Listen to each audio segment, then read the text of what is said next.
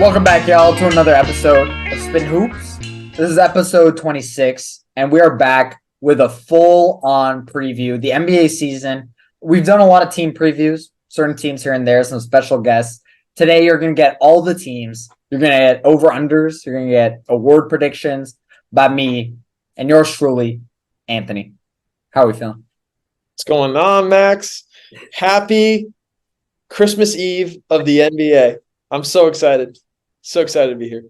NBA Eve, one of the biggest holidays of the year. And it is hopefully one of the bigger holidays of the day. But yes, one of the bigger holidays of the year. NBA season starts tomorrow. I'm excited. Anthony's excited. This is literally the best time of the year, in my opinion. I'm not even a Halloween guy. So if this is a good time of the year with no Halloween, you know it's nice. Why aren't you a Halloween guy? I gotta be in a costume and stuff. Yeah, I'm not a big costume guy. I feel that. Does that make me kind of vanilla? No, I mean, I went one time as Jim from The Office with him pretending to hate costumes. So he went with 3-Hole Punch Jim, and I was 3-Hole Punch Jim. So I feel you. So we're on the same page. But that said, I do respect someone who can put together a good costume. That's actually because I'm not good at it. So I respect. Totally. Yeah. No, absolutely. But also if you put on a costume, you're lame. So do you remember? I don't know if you remember. I went 1 year in college as Taco Fall. You did. I do remember this. This Yeah. was my first, second year of college. I think so. Something like that.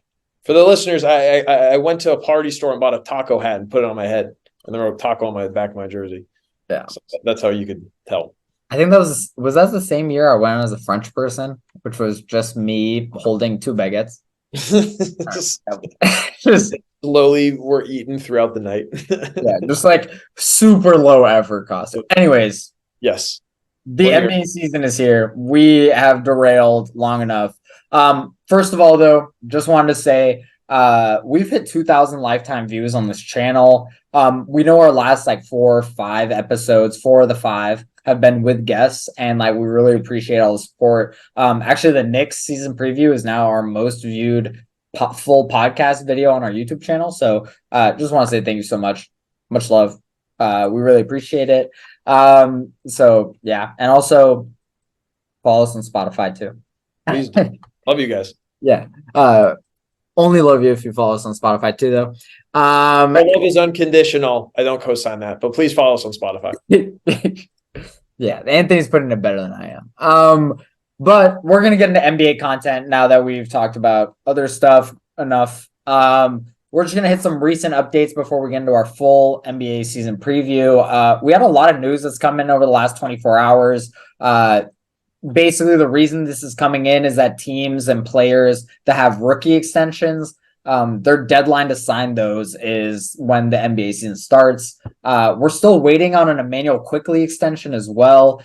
But the biggest contract that came in was Giannis Antetokounmpo re-signing with the Bucks, 3 years, $186 million. That came in literally 2-3 minutes before the podcast. I'm not super surprised by it. I think big money guys always go for the money like that, right? But this, Giannis has a lot of power. So, Anthony, how are you feeling about it?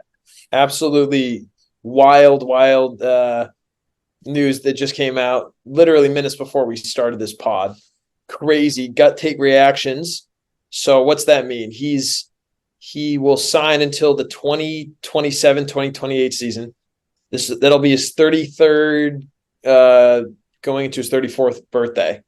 So that's going to be where we are. I mean, it's definitely worth it, but this locks up their star for quite a few seasons, and whatever window that they have that they can surround with one of the best players in the world, they get to keep having him. So massive news, definitely kind of leaves you feeling like, at least for now, Milwaukee is a staying power for the next decade in the Eastern Conference, which is really cool. I totally agree. It's also funny to think that Milwaukee has this all-time guy locked up for the next 5 years. It's Milwaukee, right?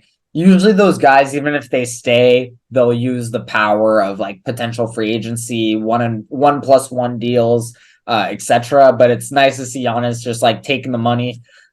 He could just request for a trade, right? Like that might happen, but I don't know. Like it's really nice to see Giannis being locked up for this long. And if you're Milwaukee, you're hyped about this, right? Because at worst, if Giannis asks for a trade 3 years down the line, you have his contract and you get assets back, right? So it's like this is a win for all parties. It actually just makes me really happy, frankly. I don't know. Yeah, it's great. It's great. Yeah, It's great news right before the season starts. Says a lot about where he's feeling like he's at with the Bucks right now if he's signing it.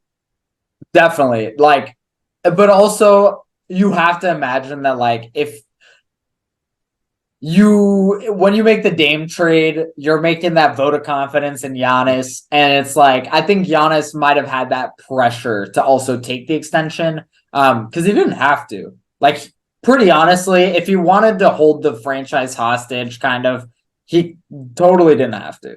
And he could have just waited 2 months, even 3 months. And also now we're on the topic. I remember this happened last time too. He signed the extension way before everybody kind of was expecting him to sign it. They all thought he was going to do a holdout thing. Man, I think we got to give him credit for just kind of doing what he says he's going to do and kind of sticking to his guns. And he's like, this is what I want to do. I'm not going to let the team flail. I'm not going to let this be a media thing. Why do I care? I don't need it. Some guys either create it or like it without creating it or wanting to, but he's just like, yeah, I mean, let me get this done. So he did it before. You deal him a chip. We'll see what happens. He's almost given the franchise no excuses. It's like, hey, I've got my stuff locked up. You have me under contract. I'm dedicated. So like, I'm here. Let's win it. I actually think that's the best way to go about it because also, again, I keep talking about this. Should stuff go bad, he can just request for a trade and he kind of has grounds for a trade. I mean, he's been signing the extensions. To be fair, this is also what Dame did, and Dame asked for a trade. So, stuff always happens. But in my opinion, this means Giannis is on the Bucks for at literally worst case scenario 4 years. Mm. Yeah. So that's great.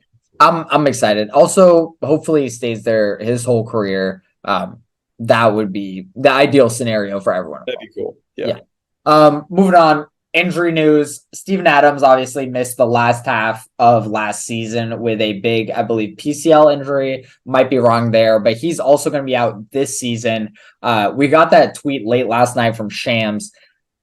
Big deal, in my opinion. Brandon Clark obviously missed the back end of last season as well with an injury. He's going to be healthy, hopefully going in this season and playing at full strength. But they were rocking with Xavier Tillman for like 2 months plus the playoffs. And I like Xavier Tillman, but Steven Adams being out for another year, that's $20 million in a guy who's just not going to play this year if you're Memphis. Yeah. You're right. It totally is a big deal. And he's only 30 years old. So it sucks.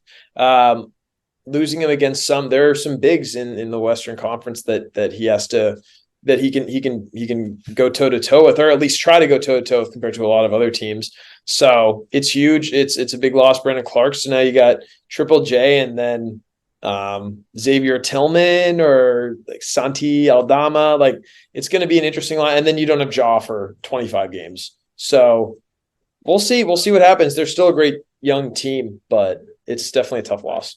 Definitely. And I like Santi and I like Xavier Tillman, but like, it's like JJJ is almost like set up to fail here. Like, frankly, like, we'll see how that goes. Yeah, like, it's tough. I don't know. It's tough. I still think I don't want to tease too early. I still think the Grizzlies are going to be pretty good. So, like I don't think Steven Adams was the guy who was going to be the difference between like 5 extra wins. But in the playoffs where you need bodies, that's almost like a bigger deal. As much as I'm not really a Steven Adams believer. I don't know. Interesting. Interesting take there. I don't know if anyone followed there. But moving That's on. fair. Like it's good for like especially like if I think this is what your take. Like he's good for the regular season.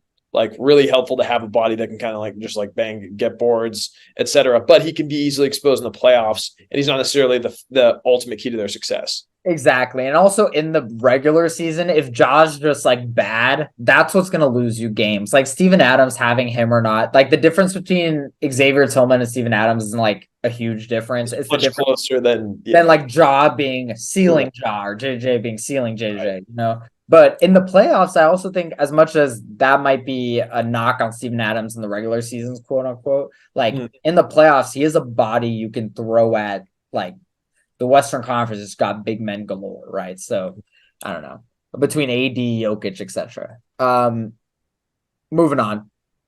Extensions. We got a few that came in over the last few days. Jaden McDaniels re-signing with Minnesota for around 5 years, 150 million. We also got Denny Avdija with the Wizards, 4 years, 44 million. Aaron Nesmith, finally, I believe it was 3 years, 33 or 3 years, 39 with Indiana. Three wings, all kind of young. I don't think any of these are a bad deal. Unfortunately, I think the worst one might be Denny of the three. But I don't know. Yeah, they see something in him. He's already talking to Jordan Poole on the bench, so we might have to put that into the quickest drama of the year. But it's three young players on teams that aren't gonna win a championship that are solid pieces. So it's good for all of them. Nothing wrong with any of them. Yeah, I think Aaron Nesmith is kind of funny that he's now gotten this extent. I mean, you're the Boston guy, right? But like, Yeah, I could not have imagined him getting like pretty good money. Like the year-on-year average is as good as Denny. yeah, yeah. I mean, I think he figured out his yips. That was a big thing with him in Boston. It was. I went. I mean, I saw him a few games, and it was pretty clear. Great on the defensive end, but he was just kind of struggling on the offensive end. He just needs to click, and I think he's found it in Indiana. So good for him. Yeah, and also like position of need, especially with all the Buddy Hield rumors, you know. So made sense for all parties. Yeah.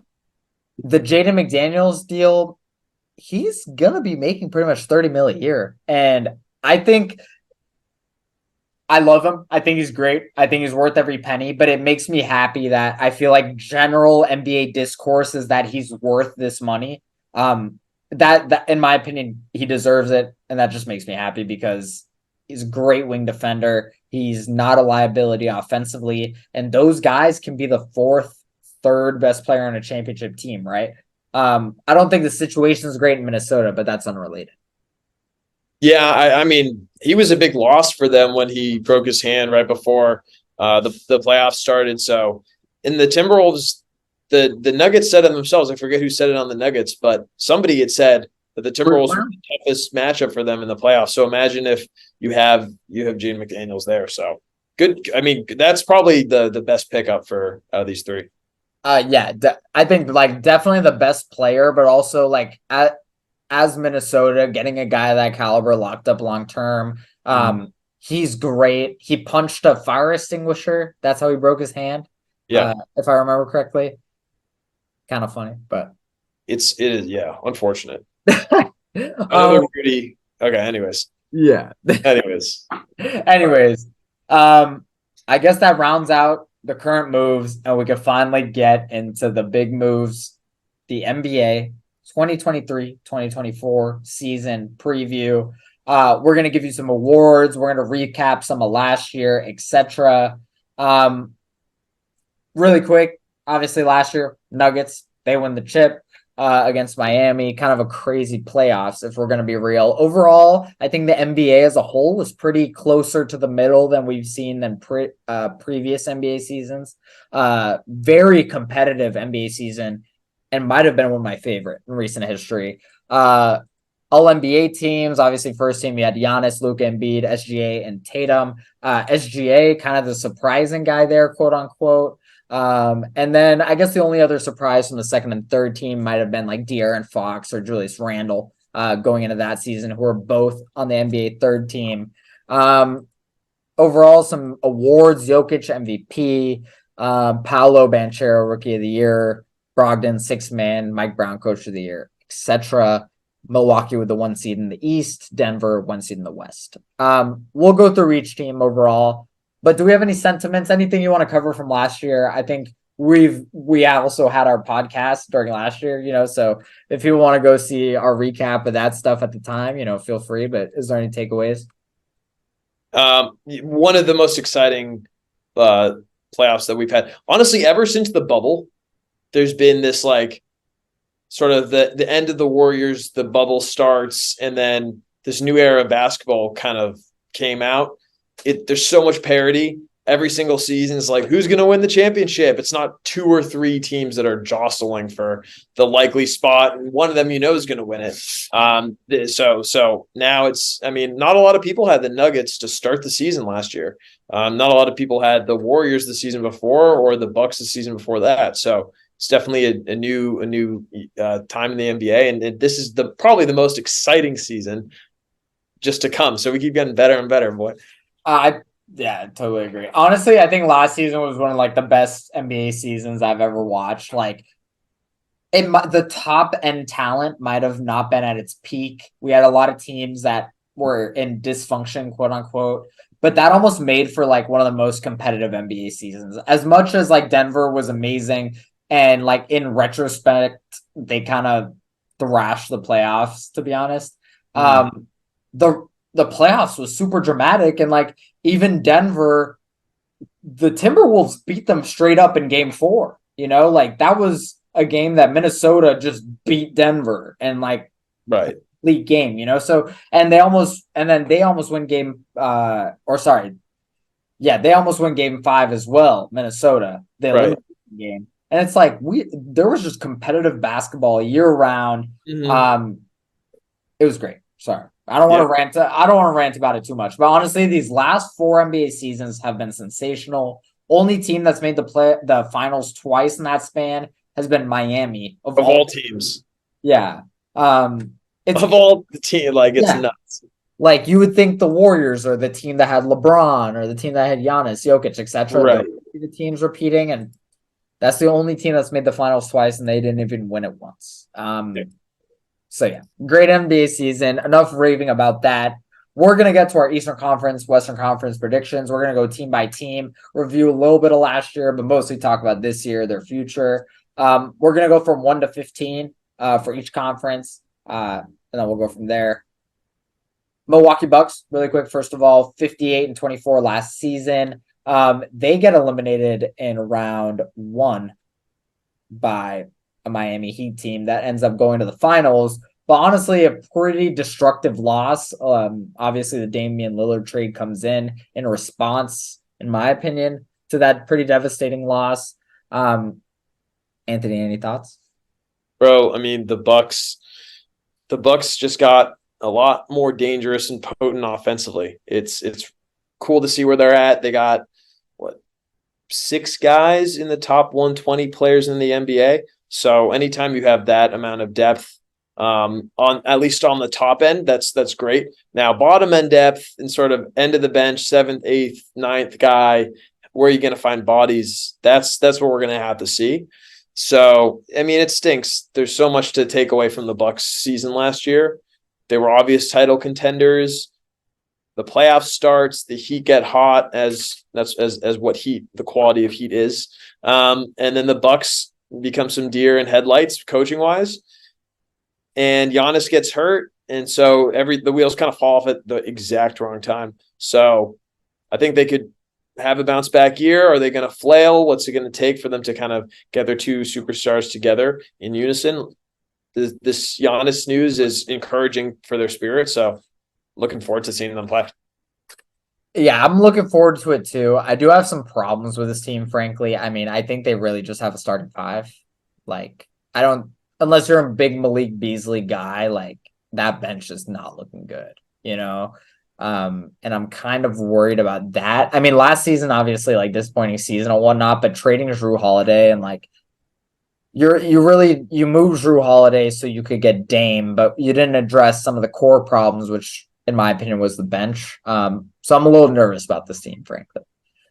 Yeah, I think that's fair. I mean, who do they have? Cameron Payne, Jay Crowder. what's he done recently? Robin Lopez, Pat, Marjon Beauchamp is cool, but he's project. He's So gonna have to be their seventh best guy, like that's a lot of pressure. Like, I don't know. Yeah, they're wasting a roster spot on one Thanasis on Antetokounmpo, in my opinion. But if that makes Giannis happy, that's an offset. If it makes Giannis happy, it's not a waste, Yeah, it's true. It's true. It's like Jay Crowder is gonna get minutes on this team. He couldn't get minutes on the team last year, and they got first rounded. I know it's not a perfect parallel, but like, dude. Yeah. Yeah. I mean, it was tough. It was just wild seeing that the Heat literally beat them in the most ridiculous ways every single time. Like the Jimmy Butler shot to send it into overtime in game 4, I believe, where he catches it and he's like falling and he throws it up and in. Just games where they come back from double digits down the fourth quarter back to back. And so what are you going to do defensively when there's teams in the East with offensive firepower? If the Heat can get hot like that, imagine what some other teams with some even more expansive offensive prowess can do. So very interesting. Going to be weird against like guard teams too. Donovan Mitchell, Darius Garland, like who's going to stop them on the Bucks? Yeah, it's like even if Dame gets the better of them, like he's got to do it by a margin. Like if he's just getting cooked on defense, like right. I don't know. I also think like I think Brook Lopez is a fraud, and I've been developing. I think I've talked about this on the podcast before, but like I think these centers that can't switch, they're gonna be fine in the regular season when like you just get attacked and you can kind of be a help defense guy, but help defense is not as big of a deal in the playoffs unless you're like the Miami Heat, right? Who are like playing a zone, or like zone type defenses. So the thing about Brook Lopez is he could just get run into a pick and roll or an isolation every time down the court in the playoffs, and like that didn't get fixed. I think Brook Lopez is not going to play that much this year in comparison to previous seasons.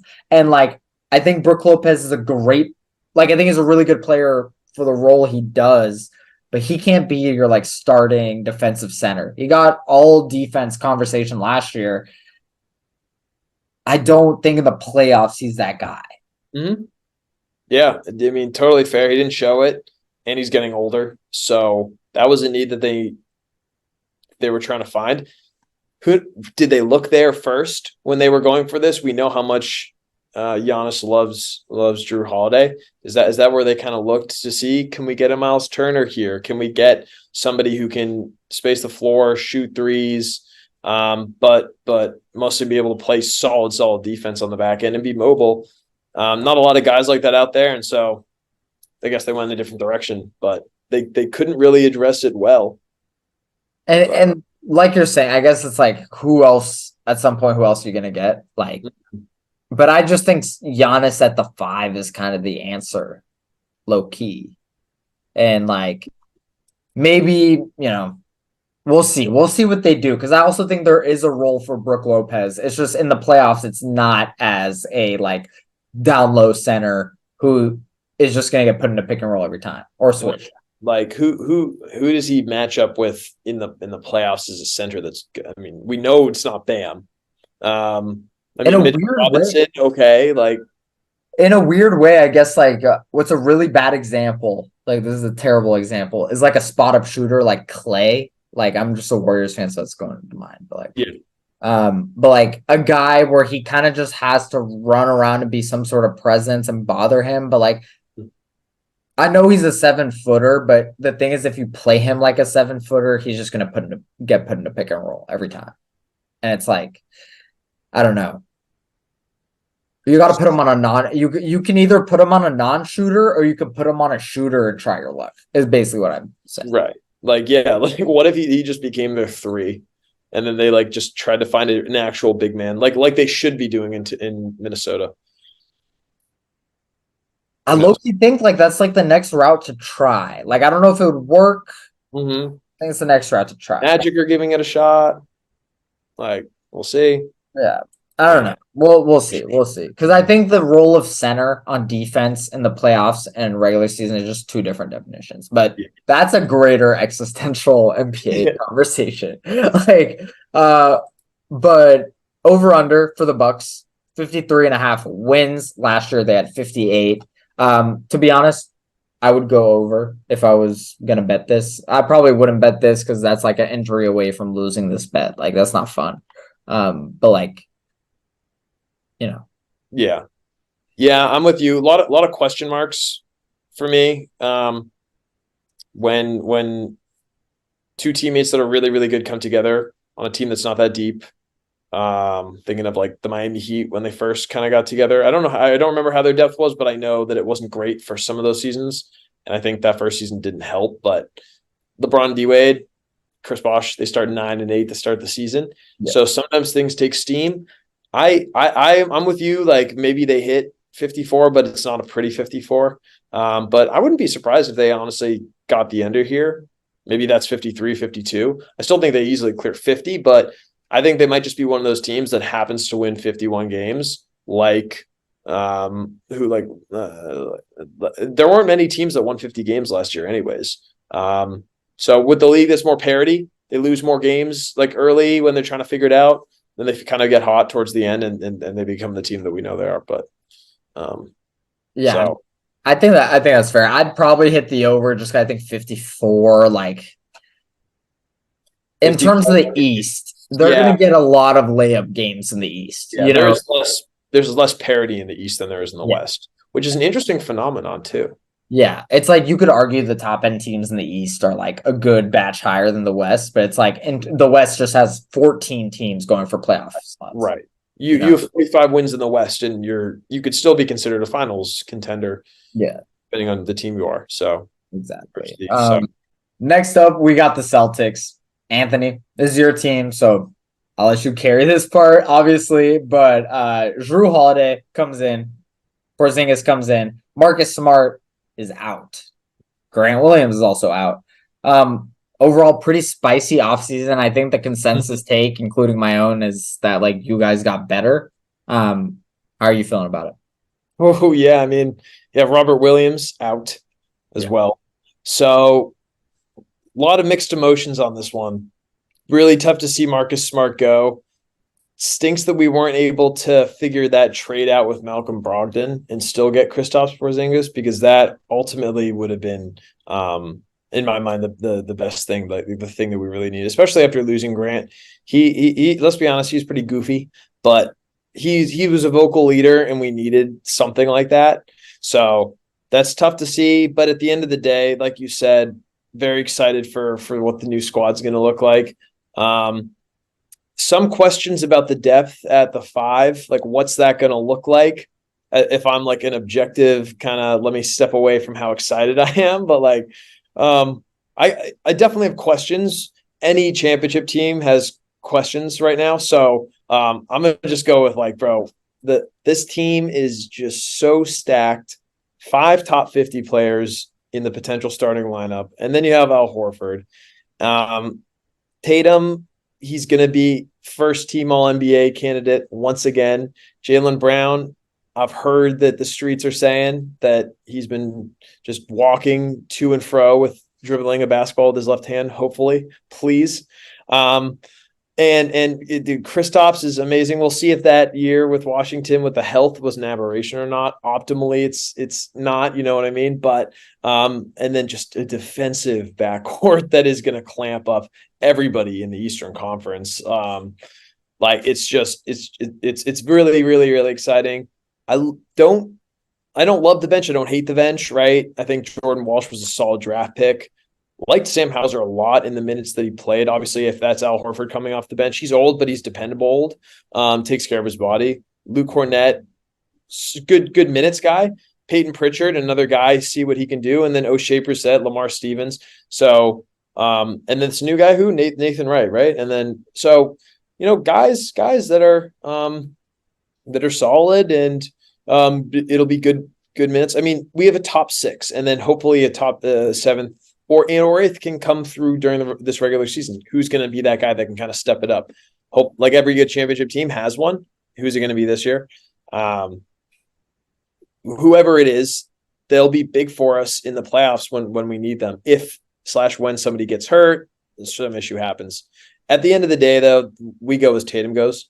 So that's like the big question. It's great that we have this collection of talent. That's really awesome. Tatum just this is what the evolution needs to be. The Celtics are going to win a championship because of Tatum leading the way, not in spite of the fact that he's like not quite as good as he could be. Doesn't mean he has to improve in the playoffs from his regular season. He just can't get worse. And that's kind of what's happening recently at the wrong times.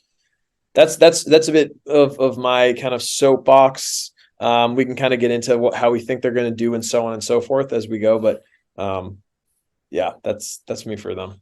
I mean, I think you're valid. Like that, I think it was a pretty objective look at the team overall. I think this is going to be one of the most fun backcourts between Derek White and Drew Holiday that I have ever seen. I still cannot get, Derek White in the playoffs where he's like, I got this, and he's bringing the ball down because Tatum and Brown in last year's playoffs, they got, a little stagnant at times. And Derek White's like, I got this in game 7. He's putting up like great stats. And that's offensively. Like defensively, Holiday and White, that's the best defensive backcourt I've seen in my lifetime, I think, off the top of my head. Those are two guys who are all defensive guards. And then I think Drew's a better defensive guard than Marcus Smart. So it's like he's going to have less of an offensive burden. As much as Marcus Smart is an amazing defensive guard, I just think Drew is probably better, frankly. That said, those guys aren't going to define how far the team goes, like you said, right? Like in my opinion, what lost you guys the playoffs in the Eastern Conference against Miami is like getting stagnant in close games where the ball's not moving. Now we're in 8 dribbles of Jaylen Brown, 8 dribbles of Tatum. And it's like, I do like this team. I think it'll be better in the regular season. Holiday is also one of those guys, like with Milwaukee, when stuff got sticky, he's dribbling the ball 10 times. And that is my worry. Mm-hmm. I don't think that got addressed. But the team got better, and the team was, a half away from making the finals, So like as much as the Eastern Conference Finals was ugly, you guys were a half away from winning, So it's like So I think that's all good perspective. It sucks Tatum got hurt in that game 7, but you know what? If you win a game that you can win in game 2 or game 3, then you don't have to have a game 7. Exactly. Yeah. So it's like, injuries stink, and who knows what the outcome would have been if he didn't get hurt, but there were opportunities that we could have closed them out. We saw the trouble with the Hawks in the first round. That took us 6 games. And then we saw it again with the Sixers. And the Sixers, not going to slight the Sixers, but I mean, Embiid didn't play his best, and we still went 7 games against them. So, I mean, right, like that's the key. Is it's sort of like, for me, this is the team. It's like, are you going to look in the mirror and be who you are, or are you going to once again kind of go, I don't know if I got this. That's the vibe that I've kind of taken from the Celtics. And I think they can do it. They just got to do it. Prediction: 55.5 wins for the regular season, over under. Last year, you guys had 57 wins. Right. Yeah. I'm gonna go over. I think that the Celtics just are like, I think they have to be in. I know that they're really going to take it one game at a time and everything like that, but you got to feel like they're in, come on, FU mode. Like we're going for it this year. So that just kind of feels like the type of team that's like, we want to show that we're good by showing that we can, to ourselves, we can be good for the whole regular season. The Bucks, I don't know if they need to be that kind of team necessarily. So that it's not to say that the Celtics are, that many games better than the Bucks. No chance. But it's just the type of team that's going to go for it. I'd say over. If they hit 55 because they have some lulls in some growing pains, then I'm wrong. But I'll go for over.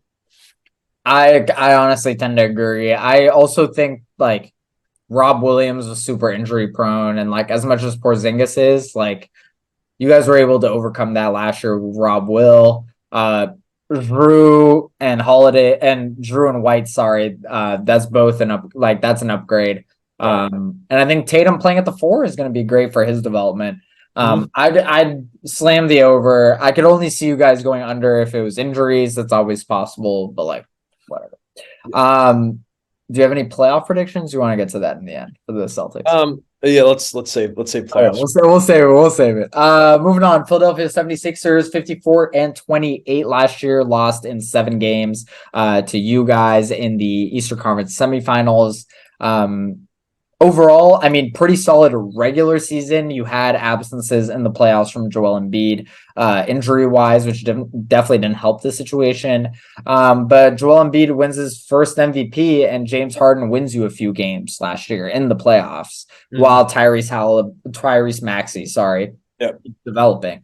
Now, obviously, issues with James Harden. He opted into his contract, thought he was promised an extension. I'm not too high on this team as much as I love Tyrese Maxey, basically. I don't know what your opinion is. I'm not going to zig with you on this one, but I also won't like fully zag. I think I'm higher than some people are on the Sixers. 48.5 wins. I think that they clear that, honestly. Thinking about how good Embiid is during the regular season, he's been hurt. He's just so good that, again, it's sort of like he's better than he was in the playoffs, and he wasn't that good, and they still took the Celtics 7 games. So love Paul Reed just as a backup, as a guy. I think Patrick Beverley was a solid pickup for them. Kelly Oubre is another like player, put up 20 points per game last year, so he's not a slouch. Definitely some questions overall. I mean, Tobias Harris continues to be who he is. So, I mean, the James Harden thing, like it could be a stinker. I feel like there's been times when like Embiid has kind of had to be like, let me be the solo act and can carry them, especially like you said, Tyrese Maxey. So I'm not as low as them as I think the DraftKings, who we're not sponsoring you guys, by the way, but we are referencing you guys, says they are. So, yeah, I don't hate the Sixers. Do I think they're a title contender? They will really have to show us something to get that there. So, I mean, I agree with you. Basically, I do think they'll go over as well. I don't want to be boring picking all these overs for all these good teams, but I think the Sixers will go over. I think even if Harden's out, I mean, Embiid played 66 games last year, and their over under for them is 48 games, which is 6 games less than they won last year. And it's like, even if Embiid was out an extra 10 games, I think they probably win 48 games last year. James Harden, big question mark, but as much as James Harden might get traded, Tyrese Maxey might take a jump. And in my opinion, I am actually a big believer in Tyrese Maxey. I really think that the 76ers should trade James Harden for that Clippers package, just because I am that much of a believer in Tyrese Maxey. And I think he actually might be the better NBA player right now, which is insane to say when James Harden won 2 playoff games last year. So, I recognize that. I think it's a great team. I think they got a shot to be contenders. The wings is the issue. Like, none of these wings interest me. Tobias Harris doesn't interest me. Like they're good. They're all good. They're all good. They're good. They, I don't know. Yeah, the top end talent needs to be top end for sure. Like that's just kind of how it has to be. Like you said though, like Tyrese Maxey, he's gotten better every single season, and especially last year, 3-point percentage, just continuing to climb on more shots. So that's huge for them. So, but like you said, will that depth at the wing position expose them? It's sure not going to slow down Tatum and Jalen, that's for sure. So that's a big question mark. It's not going to slow down Giannis. But then that's when you're like, Embiid, this is you. Right. It's for you to step up. Can this be him in the playoffs? Yeah, and that's like the big question. I mean, to be honest, I don't think they'll be. I just think they're a flawed team in terms of playoffs. I think not having Harden might make them better in the playoffs over the long term. But like Harden's a top 40 player who won them 2 playoff games last year. in one of the biggest series like that they've had in the last few seasons, so like I don't know. That situation is a mess, Yeah. frankly. Mhm. Moving Respect. on. Yeah, moving on.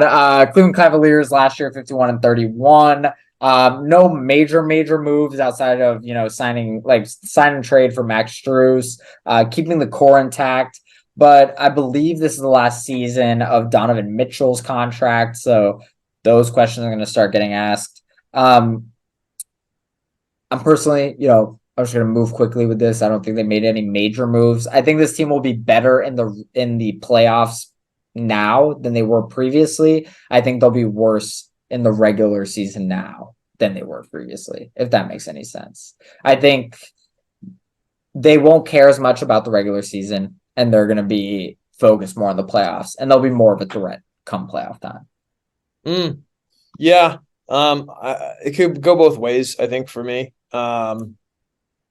Like are you saying they're the type of team that could have one of those lower records than their ability suggests? That's exactly what I'm saying. Like I honestly could see them winning 47 games and not still not being too worried about them. And I think that's a good chance that'll happen. Like I don't know.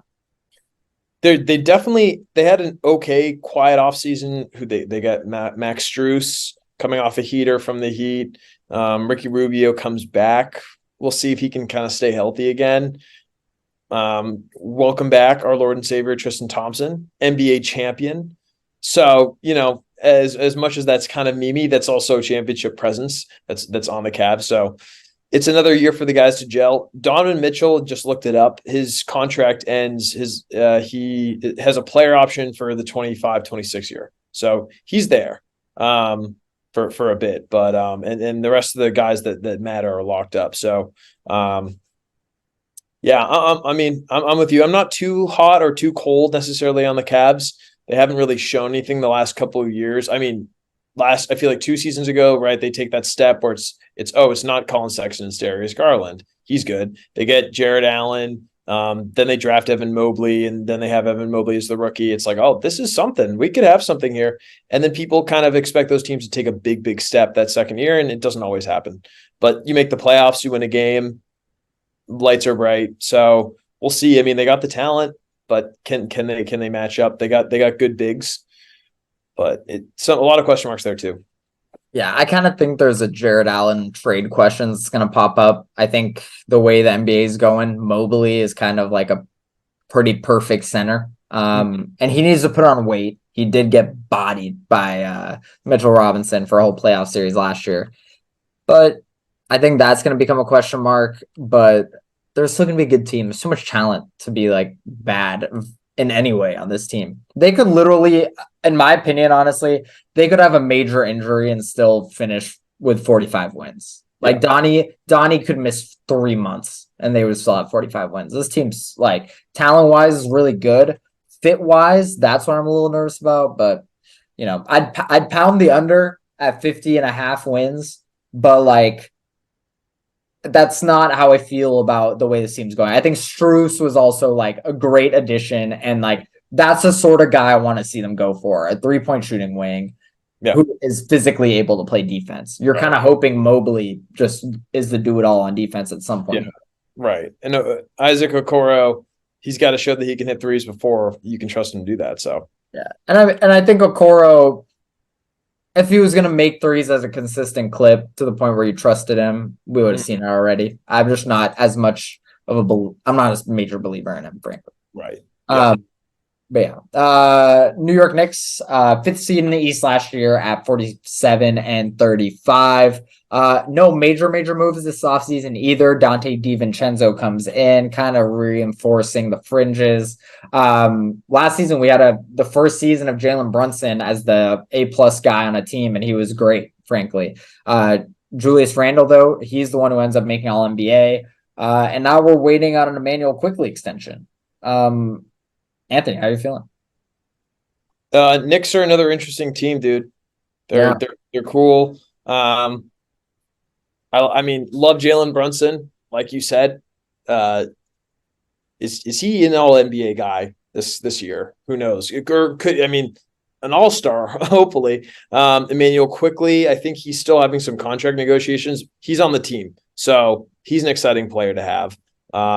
Second up in sixth man of the year last year. Quentin Grimes is really great defensively. We saw some flashes of him, dealt with some injury stuff.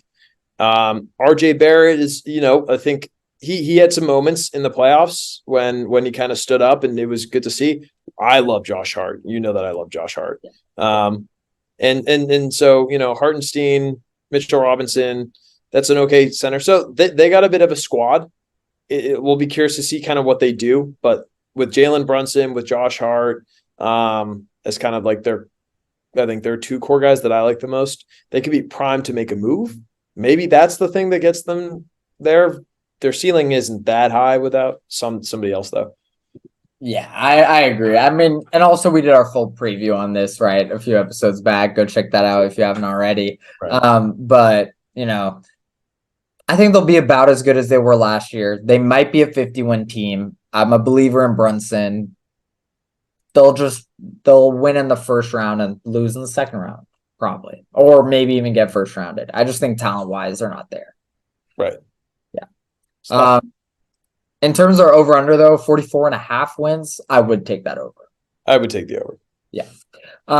Moving on. Brooklyn Nets, number 6 in the East last season. Pretty crazy season for them. They started with Kyrie and KD on their teams, and now Mikal Bridges is the best player on their team.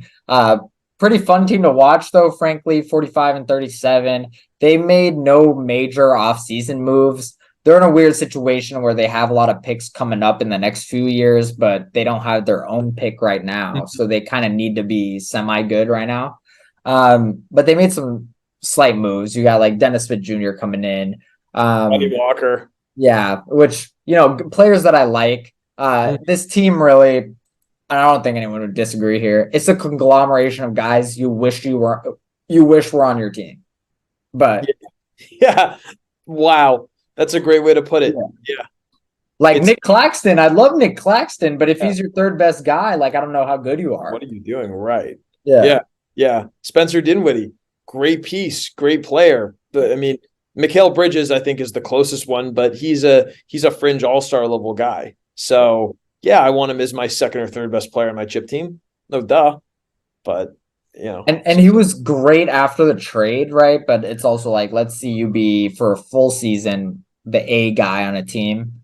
Right. He's not going to put up 28 a game. Mm-hmm. Like, that's just not the way he plays. Yeah, maybe 24. Yeah, maybe 24. I think you're right. And to expand on your take on this is either the team that all like they just go shopping at the trade deadline if like maybe they're playing so well, or they go the other way and Ben Simmons starts playing fine again, like just good. And they pull a 2019 Nets version of themselves and then Mikal Bridges is the all-star. Could they sneaky make the playoffs? And then you're having a question about okay, cool. Does another all-star want to come here? So this is going to go into the over-under take, 37.5. I'm going to take that over. Yeah. I actually think their team on the back end of last season, as bad as they were, Ben Simmons is going to play. Like, this guy's playing. In the preseason, he's playing. And that is a big deal. I don't think he's an amazing player at this point in his career. Between those two guys, McCall, Ben Simmons, Nick Claxton, Royce O'Neal, Joe Harris, blah, blah, blah. Like, you just keep going down the line. There's too many good players on this team to be terrible. Mm-hmm. And this reminds me of the Wizards, who we'll get to later. They just have like 8 to 10 NBA players, and that's going to get you someplace where like the Orlando Magic might have 4 NBA players, like, and in terms of NBA players, I mean like winning, contributing players in this very moment in time, right? And I think the Nets have that going for them at 37.5. I like that over. I probably like them better overall for this season more than teams like the Raptors and the Jazz. This is still a play-in team at best, though. Right. Yeah. Yeah. So what happens for them? We'll see what happens. Yeah, but not a team that's going to move. Yeah, they're not going to move the needle. Yeah. Atlanta. Oh, Miami Heat. Sorry, Atlanta Hawks. Almost went too early. Miami Heat 44-39 in the East last season. They were seventh. Lost their first playing game against the Atlanta Hawks. Won their second one against the Chicago Bulls. Then proceeded to have a crazy playoff run where no one saw this coming. They make a finals, they lose, but they basically knock out all of the big guys in the East before getting there. Yeah. Nuts. They lose Gabe Vincent. They lose Max Strus. They add Josh Richardson. They add Jaime Jaquez. Kind of an underwhelming offseason if you look at the grand scope of like Bradley Beal got moved, etc. I don't know. This team is kind of disappointing. Yeah, I mean it's an interesting team. We also did a recap, so people go check that out. For the Heat. The Heat, do they feel like one of those teams where their record doesn't really matter? Get Tyler Hero back. Does he make up for a lot of what they were able to do collectively as a unit if you get this 20 points per game guy in there? I think that there are times where it's been needed to remain to be seen. How's his defense? Don't really love that. And then Jimmy's always injury prone. Who's this guy that they got though that looks a lot like Damian Lillard? He was good in the preseason. Who? You know what I'm talking about? He was really good. I know what you're talking about. Like they're already on there. Like, and then you got Nikola Jovic. How can he do? Jaime Jaquez. So they're already on that like either undrafted or like lower drafted person like kind of pick. Like, so we'll see how that'll play. But are you talking about Jamal Cain? I might be talking about Jamal Cain. I think he had 20 or 25 a few nights ago. Yeah. Yeah, I mean, I agree. We did our full preview on this. I think so. Their over under is 45.5, and they were 44-39 last year. I still think they'll hit the over, but I don't think they'll be a finals team, right? Might be a cop out answer, but that's where I'm at with it. Yeah, I'm with you. I think I'm on the over on this as well. Because that's a solid number. I think that they get more wins than they did last year. I think the injury bug doesn't hit them as hard. But like you're saying, do they kind of go on this lightning in a bottle type of run? It's just tough to do that. Yeah, so, especially 2 years in a row, 2 and 3 years, etc. Like wherever. Yeah. I do think last point. I think Bam could be Defensive Player of the Year this year. He might. And maybe this is previewing too early. I think he was going to end up being my pick at the end of this podcast. We'll see. Moving on to the next team. Atlanta Hawks 41-41 last year beat the Miami Heat in the play-in game. Then they had a fun first round series where they lose to the Boston Celtics. Overall, I mean, kind of an underwhelming season. They lose John Collins, but you kind of get some fun points with guys like AJ Griffin and like Jalen Johnson. And it's as much as it was an underwhelming season, like it's year one of DeJounte, you could talk yourself into this team. Yeah, I'm not going to though. At all. Really. I'm not that impressed by what they have going on. They're kind of starting to turn into like a Chicago Bulls, Washington Wizards for a while. They're kind of team to me. And yeah, you have Trae Young, you have DeJounte Murray. They're great point guards. They're good point guards. There's a lot of good point guard depth in the Eastern Conference. Darius Garland and Donovan Mitchell, immediately better point guard duo. Derek White, Drew Holiday, immediately better point guard duo. I mean, Tyrese Halliburton's an amazing point guard in of himself. James Harden and Tyrese Maxey, I think they're a better point guard duo. So the list kind of goes on and on. And then if that's your best kind of quality as a team, then what else do you have? You have Clint Capella, good like fantasy player, I guess. Onyeka Okongwu, solid. Like again, it's just this team where, and then in the back end, it's like, oh, Bogdan Bogdanovic. Don't really know why he's here, but like the Nets, that's a guy I'd want on my team. Or Sadiq Bey, that's a guy I'd like on my team. DeAndre Hunter, he's a bit of a project. That's a guy I might want on my team. I'm good. I'm good. Personally. That kind of like that Cam Reddish like effect too.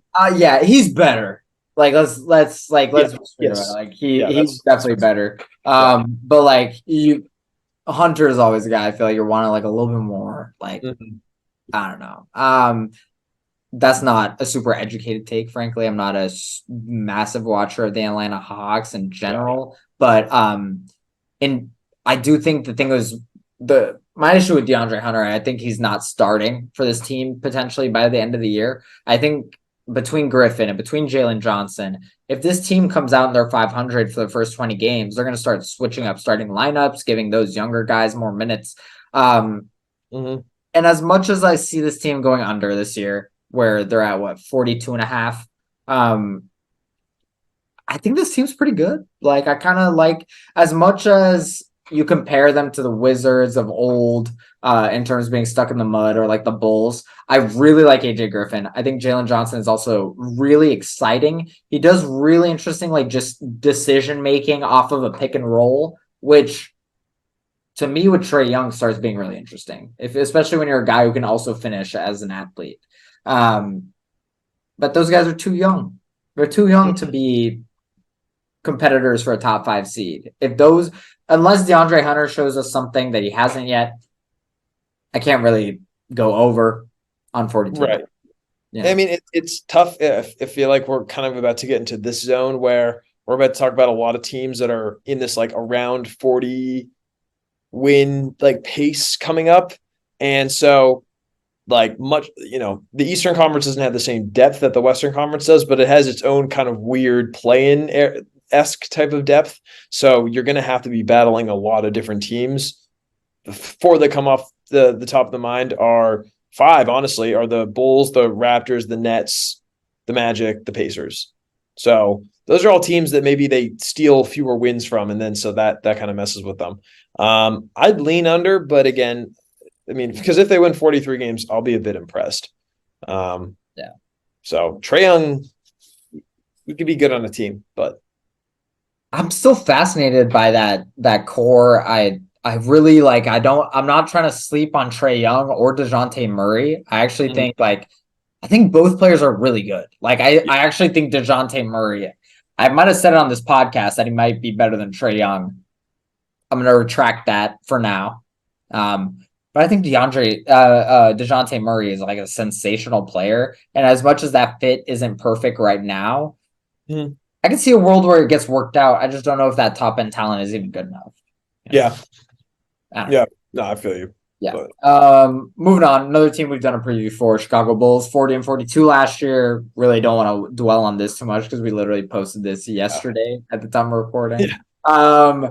But they're over under for the Bulls. I cannot find it. 37 and a half. I'm actually gonna hit the over for that.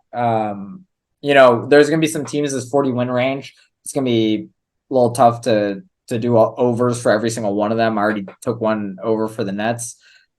I think the Bulls are an over on a 37 and a half. I think they're just a little bit too good. They got a little bit too much talent to be that bad. this is probably where we tend to agree a lot on this podcast, Max. A little too much. A little too much, but but it's nice. Yeah, I'm with you, man. They are too good. That was the takeaway of the Bulls. That's the Bulls for me. So are you at the over or the under? I'll take the over for sure. Like you, the talent's too good.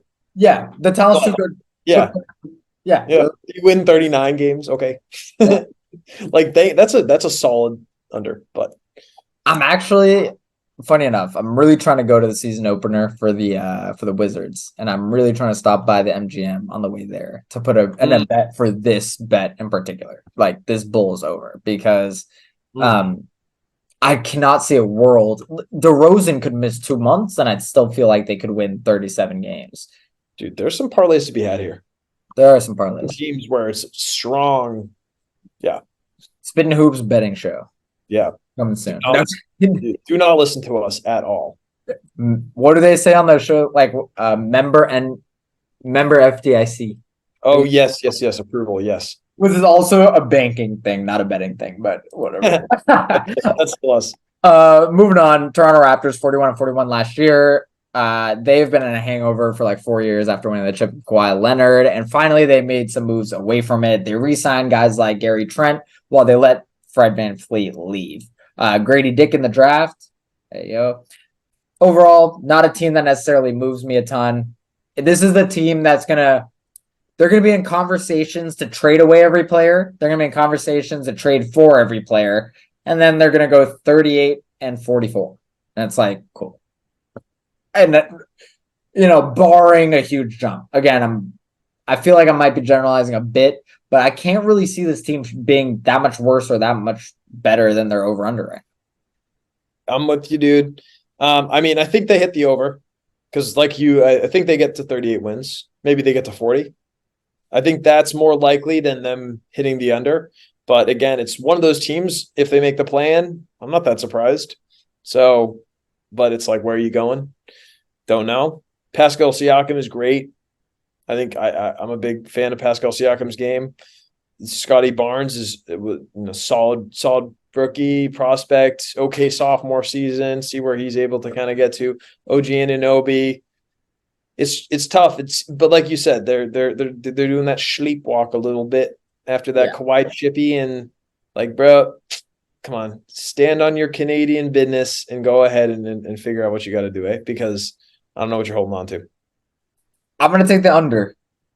Ooh. Because I kind of feel like there's a trade coming. This is kind of like a prospective under. I just don't if they're on pace for 38 wins by the deadline, I can't see them standing pat. Or even last year they traded for like Pirtle. It's like I don't know. I can't see them doing that again. That's kind of where. Also, if they're going to win 38 games again, Pascal Siakam's going to fight with the coach. Mm-hmm. As he does, and it's like, I don't know. So that's why I'm going to take the under, but I think an over is totally possible. This is a totally capable playing team talent wise. Absolutely. Will they get it together? I think also the Nick Nurse coaching change, I don't think it's that much of a downgrade as we might think it is. I think Nurse is an amazing coach, but it seems like he lost the ear of the locker room. But yeah, I feel that. Moving on, Pacers. Last year they were 11th in the East, 35 and 47. No major moves outside of signing Bruce Brown and trading for Obi Toppin. There have been some rumors that they're trying to move Buddy Hield. But overall, this is kind of a team that's banking on development. They traded away Chris Duarte, hopefully to make some minutes up for guys like Matherin. And I kind of like this team. Tyrese Halliburton showed us he's like a truly amazing player last year. Yeah, Max, we've entered the first. I'll leave my hot takes for the hot take section, but I'm a fan of this team, Max. I think Benedict Mathurin, can take a step. Bruce Brown was big in the finals last year. He had some key moments, so that's immediate championship presence in your locker room. Walking around, championship ring, just on his finger in the locker room, like, yo, what is up? I got this one. Here's how I saw great players do it. So you got a solid bench. I like TJ McConnell. I've always liked him. Buddy Hield, if he's there, he's a great player. Jarris Walker in the draft. Yeah, good draft pick. Obi Toppin, he played well for them. And then Miles Turner. I like Miles Turner. So they got some good depth. Aaron Nesmith, like we said, got signed to a big contract. Is he figuring it out offensively? And then if Halliburton can kind of get the keys of the car going, they were okay going into the in last year. They were solid. Their record was, it wasn't great, but it wasn't terrible. At one point, they were 10-6 to start the season, and they were 500 until for a long time. Honestly, they were 500 until like mid-January. So they were right there in that playoff mix, and then they kind of slowed down. So yeah. I don't feel too strongly about this team. I'm probably going to take the under 38.5. I just don't really feel like they upgraded their team too drastically, and I kind of think teams like Orlando might, due to development, get better. But I think this team will look better / look like its final form in theory. More so, I think Matherin is just going to start, and they're just going to be like, here's 32 minutes a game. What do you got? And if he's as good as Buddy Hield, which he won't be shooting wise, but he'll attack the basket and get 10 Right. free throw attempts a game like he does. It's like that'll be fun. I'll still take the under. I don't know if this team will be a playoff team necessarily, but they will be in the hunt and they might be the 10th seed. So yeah. Moving on really quick, the Wizards 35 and 47. They get rid of Brad Beal finally. Poole in, Denny re-signed, Tyus in. When they redirected the CP3 deal as well, they did not get CP3, but they got some assets, some long-term picks. Koulibaly in the draft at 8th overall, 7th overall after trading up for him. This is a fun team, but they're ass. Yeah. They are ass. Yeah. We have nothing else. We have no one out there. And listen, currently, not to doss myself, I am in DC. I like the Wizards. I'm a former Wizards season ticket holder.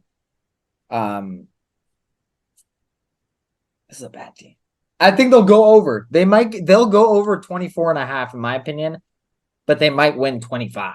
And that would be the worst team in the league in terms of over-unders right now. Yeah.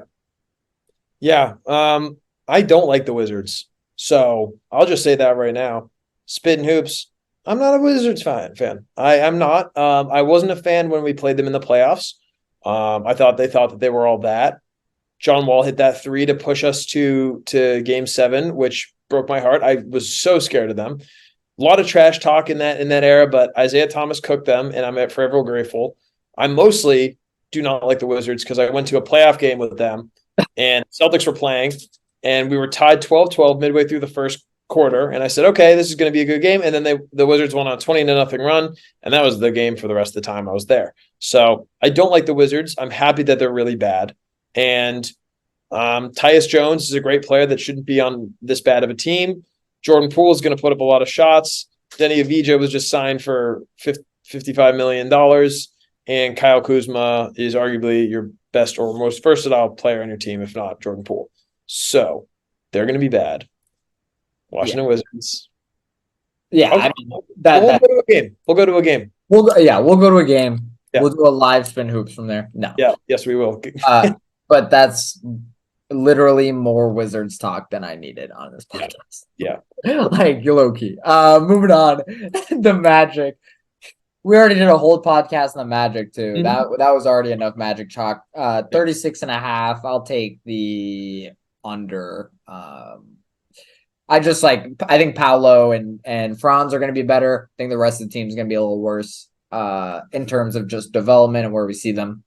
I think some of those guys overperformed last year as a conglomerate, and then they added Joe Ingles. So I don't know. Yeah, I'm gonna go over on this one. I kind of like the Magic. I don't think Jalen Suggs gets worse. I think he's kind of stuck in that shout out to another pod we discussed Patrick Williams zone right now of like, is he going to get better? Is he going to get worse? Is he going to keep doing 10, 3, and 3 a game? But Fultz, I think, continues to take a step. I like this random resurgence he's had back. Cole Anthony's all right. And then, like you said, Franz and Paolo, I think they will take a step. I mean, how many rookies have gone out and averaged 20 a game on sort of that level of control? And he gets a year of FIBA in, or sorry, summer of FIBA in rather. Franz Wagner gets a summer of FIBA in and a ring. So he's feeling good. I think this team could be better than the over-under gives it. But again, like at the end of the day, this is not a team that's going to move the needle really in the Eastern Conference. They're a thorn in the Celtics side, though. I'll tell you that much. Yeah, they'll be the league pass team. League pass team. Great. So many league pass teams this year. And like if they were in the play-in contention, that might change my long-term outlook on them. But I still think they have a great future. Again, look at our old podcast that we did on that just a few weeks back for a little bit more on the Magic. Charlotte Hornets, their over-unders right now 31.5. This is a team that's going to be kind of interesting in terms of, they bring back Miles Bridges, questionable decision. LaMelo is going to play a full season. They draft Brandon Miller. I I am ambivalent about this team, but I think they'll probably go over 31 and a half. Yeah, I mean, look, you're on TikTok doing stuff, getting tweeted, asking to be traded. For those who don't know who I'm referring to, a former player on the Charlotte Hornets, recently removed, Kai Jones. And he's really not the worst kind of offseason news that the Hornets have going on. And he's tough. So there's just, the Hornets are the Hornets right now. It's unfortunate. LaMelo Ball is their bright spot. So if he can stay solid as he gets older and older, he's still pretty young. What is he? He's 22 years old. So he could be an amazing player in 3 years, and the league changes quick. So who knows if they could kind of get something together. For this season, check them out now and again on League Pass and try to pay attention to them, but they're not really going to move anymore. You know what? Honestly, I'm gonna flip my decision. Although I said all that, I'm gonna take the under. I almost think they don't care. This is like they're figuring out their core. Miles Bridges is on his like $10 million like little fake qualifying offer or whatever. It's like, yeah. And I don't think he stays, or I don't think because I think there was some more recent legal news about him. Yeah, there was. Yeah. So yeah. Yeah. I don't know. MJ sell that team. Or he already did. So shout out. Yeah. He screwed that franchise in the dip. Detroit Pistons 15th in the conference last year, but they were lacking in a little bit of Kate Cunningham, who was third in rookie of the year voting just 2 years ago. 27 and a half would be the over. They add Ausar Thompson. And then the rest of the team is basically just getting run back. You've got guys like Wiseman, who's going to play a full season there finally. Bagley's there.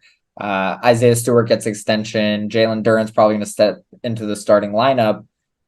Still not a team that moves me that much. I think they are probably better than the 27 and a half indicates. So yeah. Yeah, they're going to be a fun team to see. Can Cade and Ausar get some magic going in that front court? A lot of centers, a lot of redundancy there. I think they're starting. I think they're just trying to build culture right now. It's culture building season out in Detroit, so get it going. But they'll be a fun team to watch on League Pass now and again, I think. Yeah. And like I guess that's the consensus with a lot of these lower end Eastern teams, like even the Wizards, Magic, Hornets, Pistons, all these guys who finished pretty low in the conference last year, they're still gonna be fun to watch. Like they didn't really get worse. Right. Like Cade was out for the year. Now we get to potentially watch him. LaMelo was out for half of the year. Now we get to potentially watch him. So that'll be fun. But I guess that wraps up the Eastern Conference. And we're back. This time with the Western Conference. If Anthony and I are wearing different things, we definitely didn't record this on different days with the Eastern Conference. So, just forget about that.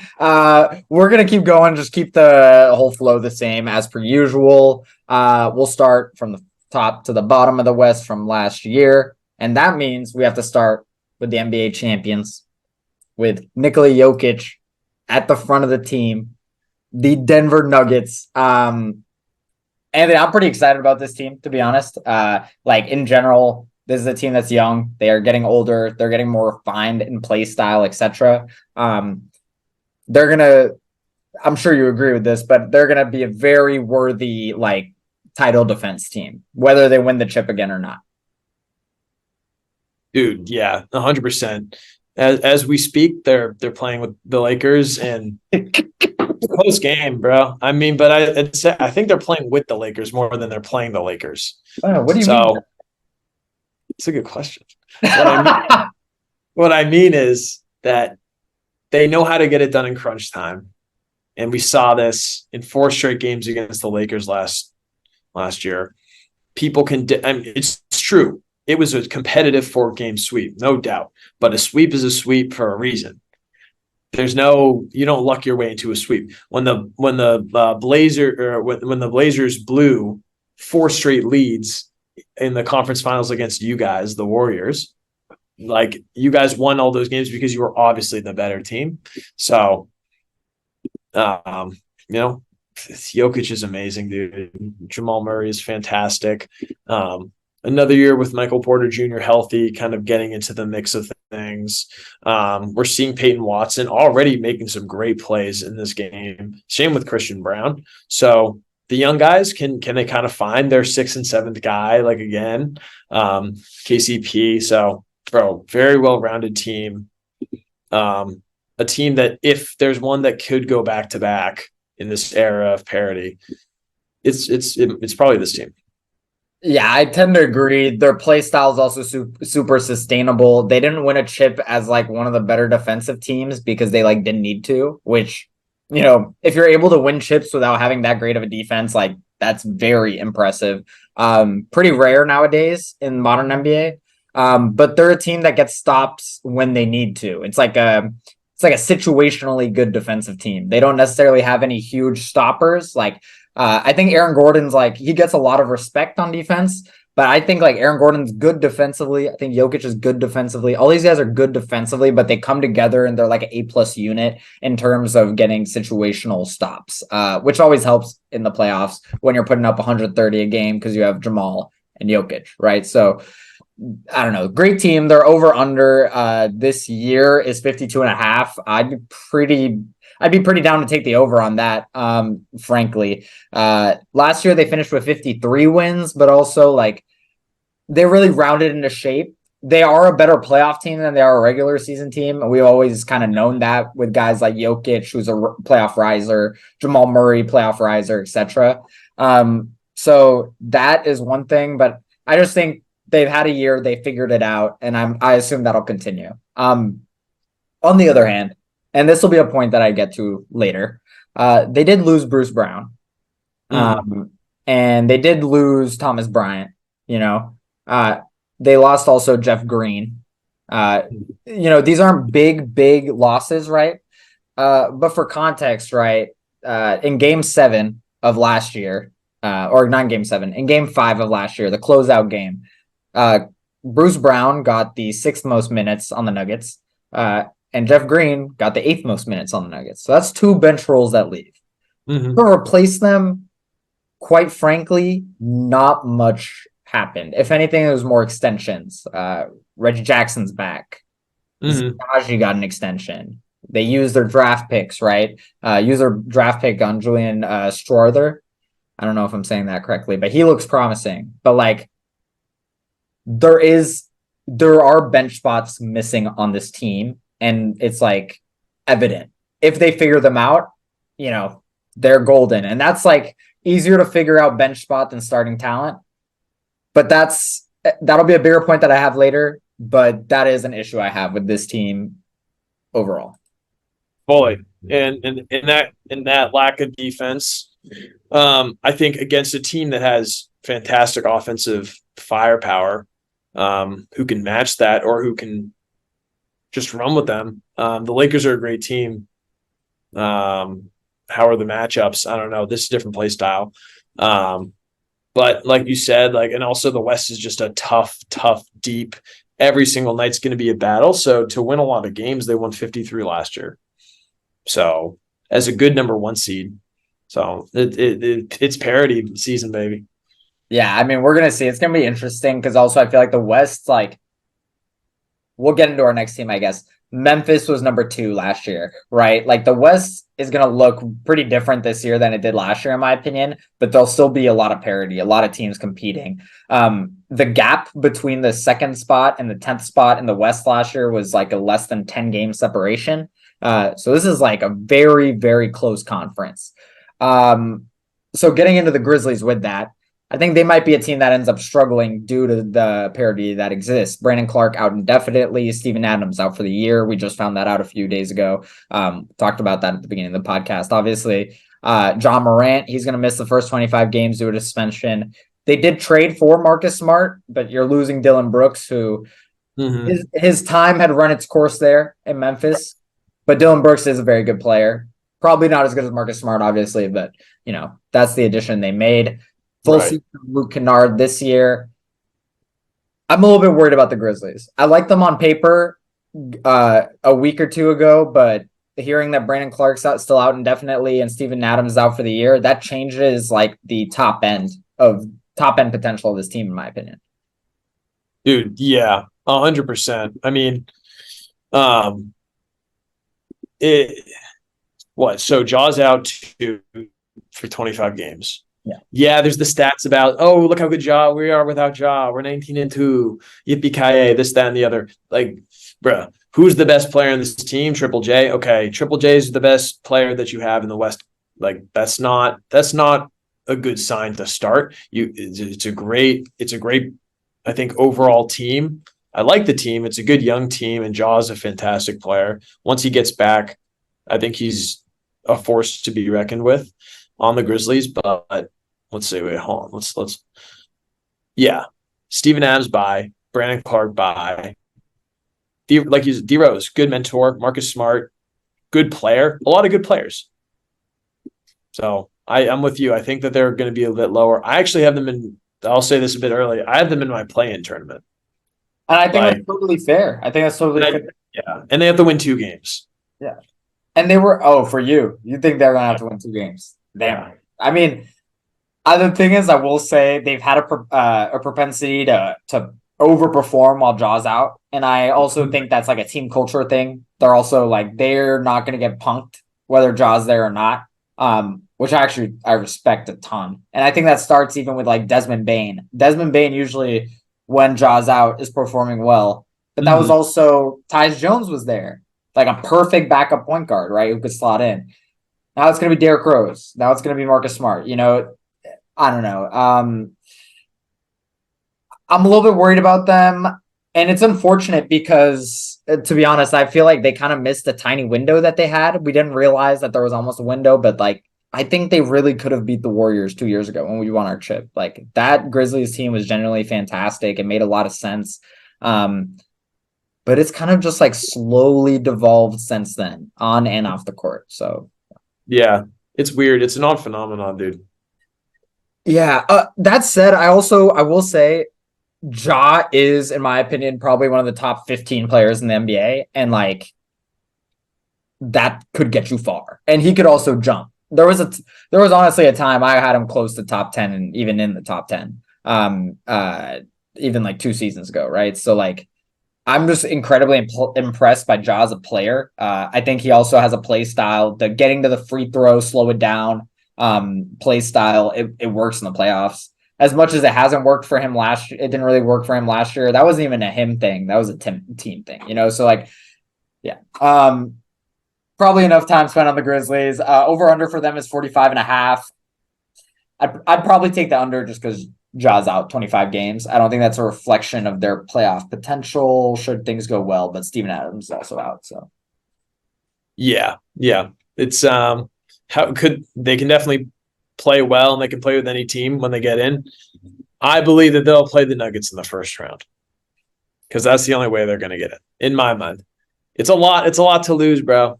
It sucks. I think it's possible. I think there's definitely a world where they're a top 5, 6 seeded team though. Oh yeah, totally. You know, That so like yeah, it's so packed. The whole West is so packed. So it's a exactly. few games here or there. Which is what makes the West so fun, in my opinion. But you know, that's a more general topic. I will say Grizzlies top end potential. I can't see them as a chip team, and Not right now. not right now. I will say this team is like an OG and an OB edition away though from being like right back on the map for me. I think they're really missing a 6'8" small forward / power forward. Like this team is gonna have what Smart, Bain, and Ja playing in crunch time. 3 guys under 6'5". Like, Yeah, and I mean, it depends on the kind of style of offense that they can figure out. If it's less ISO heavy, if there's a lot more ball movement, there's something there to it. If they can get a big shooter or like you said, like just a big wing, just a bigger guy, that's going to help them out a lot. They want to go small ball. But for now, they definitely have a lot more questions than answers at the moment. As long as you have Jaw, that window is there. yeah, definitely. No matter what. And Triple J's great. So they'll keep getting better. Yeah. But yeah, definitely an under. Yeah, definitely an under. But I think the window, obviously, it's not closed at all. But like the window was probably open earlier than we expected. but not as open as we thought, if that makes any sense. Mhm. Moving on, next team, Sacramento Kings. They finished third last year in the West. They were first rounded by my Golden State Warriors after Steph Curry put an all-time Game 7 performance. That said, this Kings team, probably one of the most overperforming teams. Going into the season, a lot of people really liked them, but it was the first full season of Sabonis, Mike Brown's coming in, etc. In general, obviously an A-plus season if you're a Kings fan.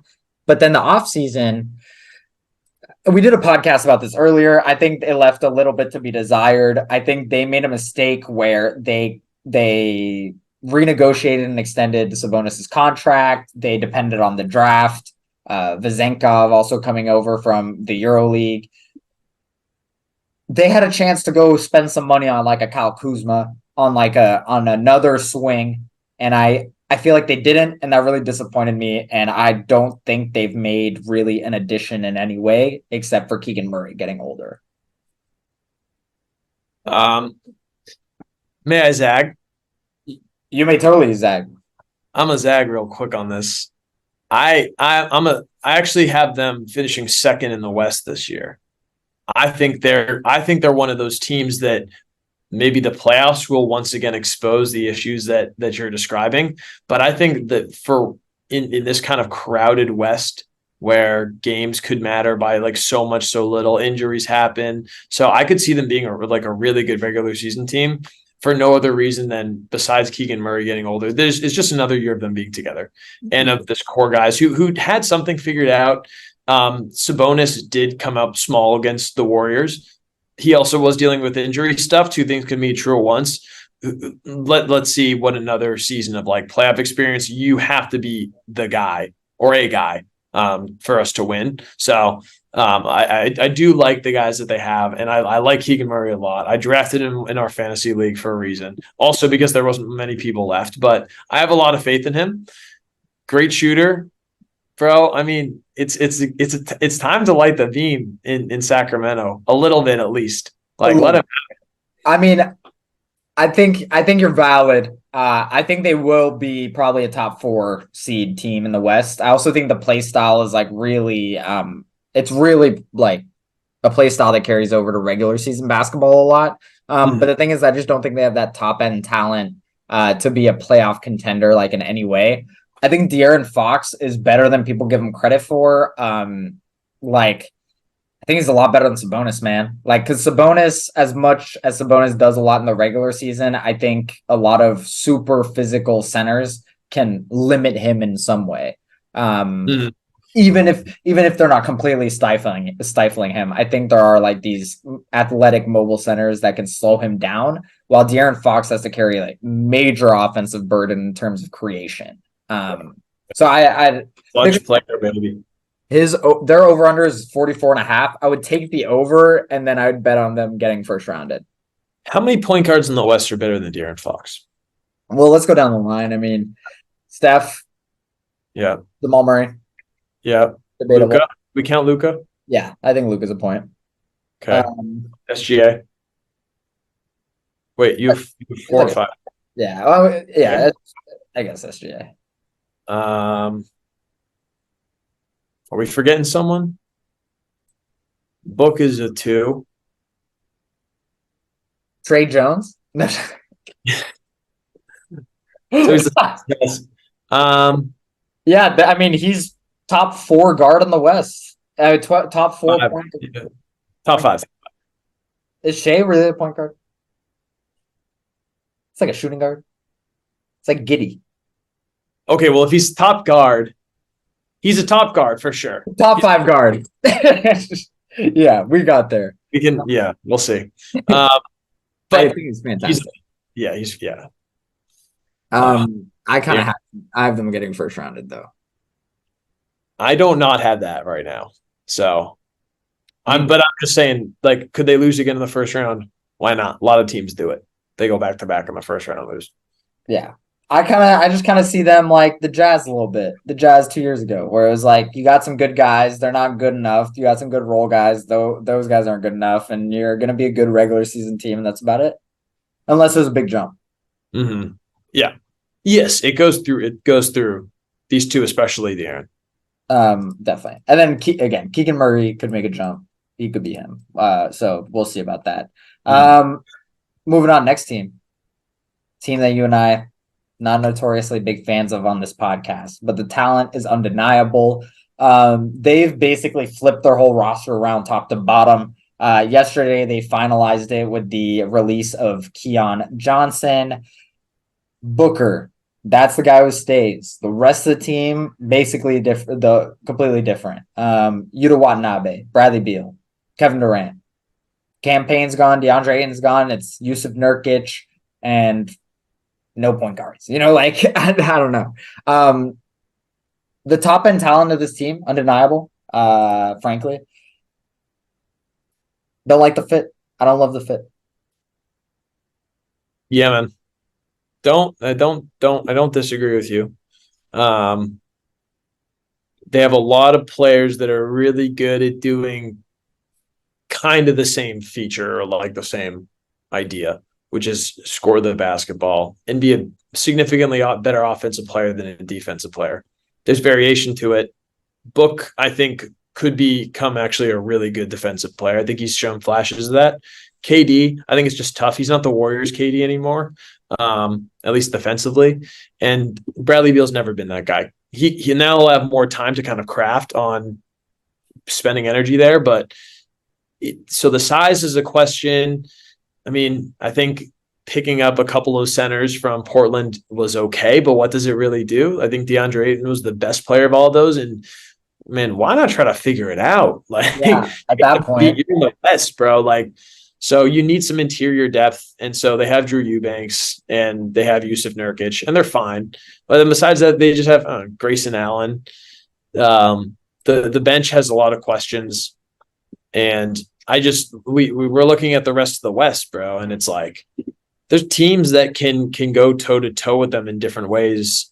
And we saw that, this past playoffs. So, I mean, it took 5 tough games against the Clippers. I remember you were hot on the Clippers for a bit there because they had some grit with just Westbrook. Did you say Westbrook? Westbrook, for real. Like, yeah, no, you're right. But it was just they had some grit. You weren't gonna say Paul George or Kawhi. I was not gonna say Paul George or Kawhi. No, but I mean, 2.5 games. I mean, to be honest, I tend to agree with you. I agree with like every single point you made, like top to bottom. I mean, I think we've been pretty aligned on this. Yeah. I will say, I think Devin Booker is like that good, where like he might just like be if Devin Booker is a top 5 player for a full season, they're gonna be really hard to stop, right? Like a part of us not believing them as much is also like they don't have Jokic. If it was a team and it was like Jokic next to KD and Beal, you'd probably just pick them and say they'll figure out the defense later, maybe. The lack of fit, right? The lack of fit isn't going to be outweighed by the overwhelming talent, if that makes sense, in my opinion. But it could, and I think there is a world, and that's what they're betting on, is that the talent is going to outweigh the hypotheticals. But yeah, I mean, we've seen it done twice since 2010. We've seen it with the Heat, and then we've seen it with the Warriors. Those are the only 2 times you bring these super teams together, but they're so OP. And you either bring in prime LeBron, D Wade's County, which is so strong culturally, and then Chris Bosh, who's another top 12 guy at the time, or you have an already champion 73-9 team with such a deep established culture, and then you bring in KD, who's in his prime, like versus culture with Devin Booker, who is a great player and a great shooting guard, but he's no D Wade. He has 1 trip to the finals. D Wade has 1 win in the finals by this time, and so it's tough to do that. And so I feel like if you bring in a Chris Bosh type of guy, okay, that's something that we can talk about. Like, could you have gone out and gone like even a Miles Turner or just somebody that you're kind of willing to pull the trigger on that's a good defensive big that can do stuff? And I almost think the Heat isn't even that great of an example because they got put together and then they didn't win. Like, and it wasn't until year two where they started Right. finding more of the role players, and they're like, oh, maybe we should try to upgrade on Joel Anthony. Where's Chris Anderson? Like, let's Right. get Mike Miller. Let's like Shane Battier, like finding a new guys because they didn't have any role players. Mhm. And like, yeah, we saw with the Nets when you put three Yeah. top end players together, and the Nets were also like that team made a lot more sense. There was like Patty Mills, Nick Claxton, like Hmm. that team also made a lot more sense than this one. Jeff Um, Green. yeah, I just think there is a world where D Book is that good because the playoffs last year, he was incredible. Like He that was. cannot be understated. He was good on defense to a level I've never seen before, where he's like, I'm gonna take the number one guy on defense, guard him, and then I'm gonna drop 30 points on the other side, shooting 55% from three for like a whole playoff series. It's like Yeah. how like that. If D Book's doing that, we have to have different discussions. But I don't see it. I don't see it. Yeah. That's possible. He's got to jump a decent number of guys to get top five right now. Yeah. So that's a big step. And we've seen it in series, but like who who have we seen it in like consistent series? I mean, the Lakers were falling apart when they played them. Who they play in the second round in 2021 to get to they played the Clippers in the conference finals without Kawhi. So they kind of had their chances of like just having the door. So we got to see Book do it in front of a big enough audience. And right now, like it's just not working. It's tough as a two guard, I think, to lead your team unless you're literally Michael Jordan or Kobe Bryant or D Wade, like to a chip. It just doesn't happen very much. And even if you're D Wade, you got to call LeBron to win two more of them things. Exactly. uh, I think we Anyway, mentioned this, but over under 51.5. I'll take the under also. yeah, This is a core of three guys who don't play games. We saw that tonight. Bradley Beal skipping his yeah, first game as a Sun. Moving on, fifth in the West last year, a team that everyone rags on, the Los Angeles Clippers, potentially rightfully so. Kawhi missed most of the season last year, missed the playoffs the year previous, but he was incredible. Amazing shooting splits and scored around 28 a game from the point in time where he came back and after. Uh, I think Kawhi is still really good. Paul George is still really good. I really like Terrence Mann, etc. Are they going to play together? Is the only question I have with this team, and they haven't shown that they will over the last like 4 or 5 years, right? None of these players have been consistently healthy guys. So if they showed us that, maybe my opinion would be different, but can't really rally behind them. At 46.5 over under, I may take the under on that. I don't love it just because they have a lot of talent, but not super inspired by this team. yeah, bro. Like, who put a hex on them? Yeah. Because they got something going on that it's a good team, definitely on paper. It's tough because when this team kind of came together, it felt like their big thing was look at us. We have Paul George, we have Kawhi Leonard, and then we have a ton of guys who can kind of do this thing that we're really, really good at just a lesser level. And then those guys started getting older. And now you've either traded them. You have Norman Powell, but he's 29 now. You have Terrence Mann, but like what is he? Like Robert Covington is getting older, Marcus Morris is getting older, Batum is damn near ready for retirement. So yeah, it's an aging team. Westbrook's old. So I mean, can they do it? Could they win a chip? It's so health dependent. It's so health dependent. Like they need that to go right, and then they are in the mix of teams that could win a chip. Like even if they're healthy, they're not like it's not just health getting in the way. So, Yeah. but like, so, I agree. I think their low end on the regular season also can be that low. Like they're a little too deep to be like totally shit, mhm, between Powell and even like Westbrook. Um, those are just guys who are gonna try hard and like in a good way. right. But just comes down to Paul George and Kawhi. Like, if they're both healthy, I mean, I picked them for like the first 2 year, first 2 years they were together as a squad. I picked them to win the chip both times. Got burned twice. It's like I don't want to be on that side of history. I don't want to be betting on that anymore. You know, like I'm just triggered.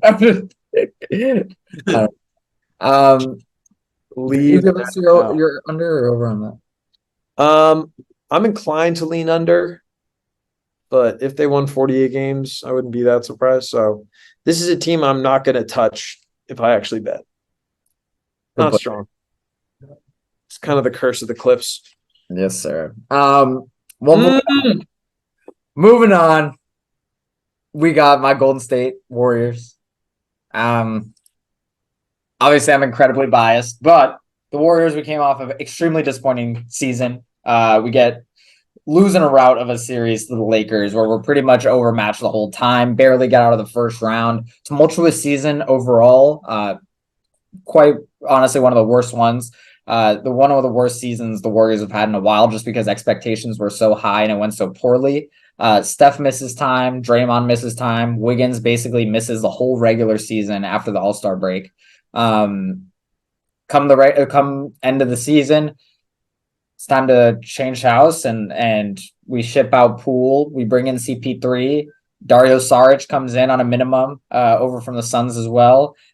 We trade away our rookies from last year, both of our rookies from last year, Patrick Baldwin and Ryan Rollins. We trade them away in that Jordan Poole, Chris Paul deal, while then using our first round and second round pick on Pajemski and Trace Jackson Davis. I'm pretty high on this team, frankly. I think the vibes are good. We looked great in preseason, but um, they got to prove it. You know, like after a season as bad as last year, and you're adding CP3, which is an addition that I believe in, but you got to prove it. Yeah. What's your issue right now? Like, what's the big issue? Is probably size. Yeah. That's I think the big bugaboo, and everybody has. I think we were talking about this. Everybody has their flaw, and not every flaw is fatal. And is this a fatal flaw for the Warriors? Not necessarily. But it could it be addressed during the like regular season? If with the trade, we'll see how it goes. But overall, I mean, you still have Steph. You have Clay kind of coming into yet another year of being able to get back and have his legs under him. Like, I mean, he's getting into it, but what's up? And he had a terrible playoffs, Clay, He did but have a terrible the playoff. regular season was okay. It The was regular season was okay. Can he get his legs under him? That was a long, long time of rehab, like 2 straight years of no basketball. It's tough. It's tough to get back into it. So if you can get back into it, you kind of get Wiggins back. You know, God bless whatever was happening to him in the regular season, but like that was a pickup kind of in a way because you know even when Michael Jordan came back just for the playoffs, what happened to him? That was his only playoff L in the '90s. So, what do you think Wiggins is going to do if MJ can't make it to the finals? So, I mean, he needs a full season under him. We can't forget how good he was against the Celtics. I can't forget about how good he was against the Celtics. I can't. It's in my brain. It's seared. It's like a brand on a cow. It just pictures the video of Iggy just like angrily like telling Wiggins to come over here and just like talk and all the memes. I'm just like, we lost because of you. I mean, and most Steph, but that's what you have. That's what you have. So you have, I mean, Jonathan Kuminga. I don't think I'm as high as him as other people are necessarily. But can you get him or Moses Moody kind of finally taking that step? Clearly, Jordan Poole was such a cancer in the locker room, or not Jordan Poole. I won't even say that. I'll say the situation was so cancerous in the locker room. One of them had to go. Who are you going to kick out? You're going to kick out the young guy, or are you going to kick out one of the three staples of the Golden State Warriors? So, I don't hate this team. I don't know if they're one of my favorites, but I think I have them with the over for 47.5 for sure. I think that they could hit 48, 49. There's a lot of teams well in the West, but Yeah.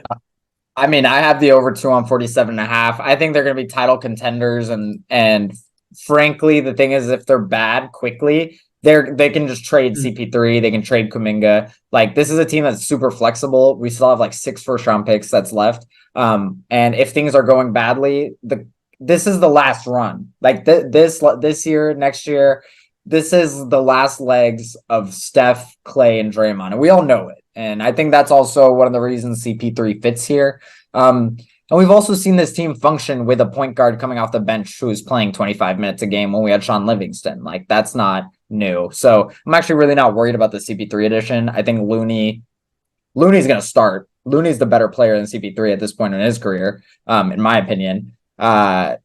So, I think there's that. I think we also are a lot more flexible than previous. Even just from last year, Kuminga is going to be better. He was the second top scorer in the NBA in the preseason behind Desmond Bane, and he was doing it super efficiently. And he was starting too. He was playing with starting lineups. He won't be starting during the regular season, but I think this team goes about as far as like Kuminga. Weirdly, as far as Kuminga can take them. If Kuminga is playing 25 minutes in a playoff game come playoffs, I think we'd be favorites given the circumstances that would need to happen to get there. That's kind of how I see it. I really think Kuminga. I'm not worried about Wiggins. I'm not worried about Clay. Not worried about Steph. Not worried about Draymond or Looney. And that's our starting 5, right? So we are just missing depth. Last year, our net, according to net rating, that 5-man lineup, the same 5-man lineup that won us the chip, was the best 5-man lineup in the league last year.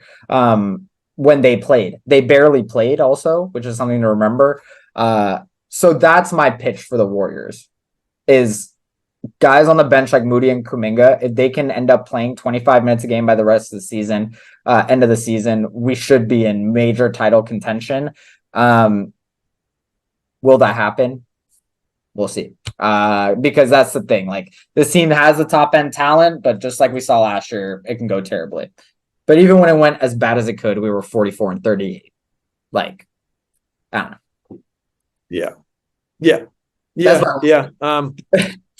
You guys definitely, for now, in my mind, have a puncher's chance for sure at the finals. I mean, that's why we that was one of the teams that we considered what their legacy would be like, and like it was a no-brainer. So, yeah, it'll be exciting to see how they play tonight. Big game tonight for our listeners. Big game last night, maybe, or 2 nights big ago. Game last night, yeah. Yo, we won't tell you what happened because we're from the future or the past, depending on how you look at it. But anyways, Spittin Hoops is out here talking about the Warriors right now, and we got a pretty good feeling about them over on the 47.5. Last little thing I will say about the Warriors is that I think we'll be able to tell very early whether they're a contender or like not a contender. And it's gonna go one of 2 ways pretty quickly, I think. If they're the 1 seed 2 months into the playoff, 2 months into the regular season, like, I'm gonna feel extremely good about this team because this is also not a team that particularly cares that much about the regular season. So yeah. That's my final point on them. We'll move on. I'm really sorry, listeners. We'll do enough Warriors stuff in the future, which I'm sure will piss you guys off as well. Moving on, we actually have a team that I will be picking to go very far in my playoff predictions. The Los Angeles Lakers, led by arguably the greatest player in NBA history, LeBron James. They made some fun additions after finishing 7th in the West, 43 and 39 last year. Re-signed D'Lo, Gabe Vincent comes back. But really, the offseason moves weren't the major moves here. It was mostly the deadline last year, where you bring in guys like Vanderbilt, Beasley, who ended up leaving, D'Lo again, who ended up staying. This team is really an exciting team to me. I like the addition of Gabe Vincent, Taurean Prince, etc. I think they should be considered a top 4 team in the NBA right now. A lot of great additions. Where I'm struggling right now is I'm a prisoner of the moment, Max, and the moment has carried over. You know that there are some memories that just shake you to your core that you can't. The second that they pop back up, you feel like you were exactly where you were when that thing happened. And what that thing was the Nuggets beating them 4 games in a row and doing it kind of the same way that they exactly did it tonight. AD and Jokic at the half, respectively, have 17 and 19 points. To finish the game, Jokic has 29, 13, and 11. Of course he does. First game of the year, first triple-double of the year. And AD has 17 points total, 0 points in the second half, 8-4, 6 of 17. So, I mean, kind of just a bit of a microcosm of last season. They need time to develop. They're a new team. They'll gel over time. But I like them. What's their over under, Max? The Lakers over under is 47.5. Last year they were 43. I'm gonna be honest, I'm pounding that well, I'm not pounding it, but I'd probably take the under just because this is not a team that cares at all about the regular season. At all. Yeah, fully. And good catch, by the way. I like that. But they're not built like that. That's not their goal. That's not their mission. So why are you gunning for it? I don't see that happening. I think the Warriors finish with a better record. Doesn't mean that they're necessarily better per se. I agree. And I think and we saw it last year. It's going to be the run into the playoffs / the beginning of the playoff run. That's going to be what they're really shooting for. Also, it's like, you're just not going to have a healthy AD. You're just not going to play AD for 80 games. Like, realistically, if that's not happening, I don't know. I just really like Gabe Vincent, and I really like Taurean Prince, and I think they have 10 legitimate players, and if they're not that good by the deadline, D'Lo's out, if that makes any sense. So, yeah.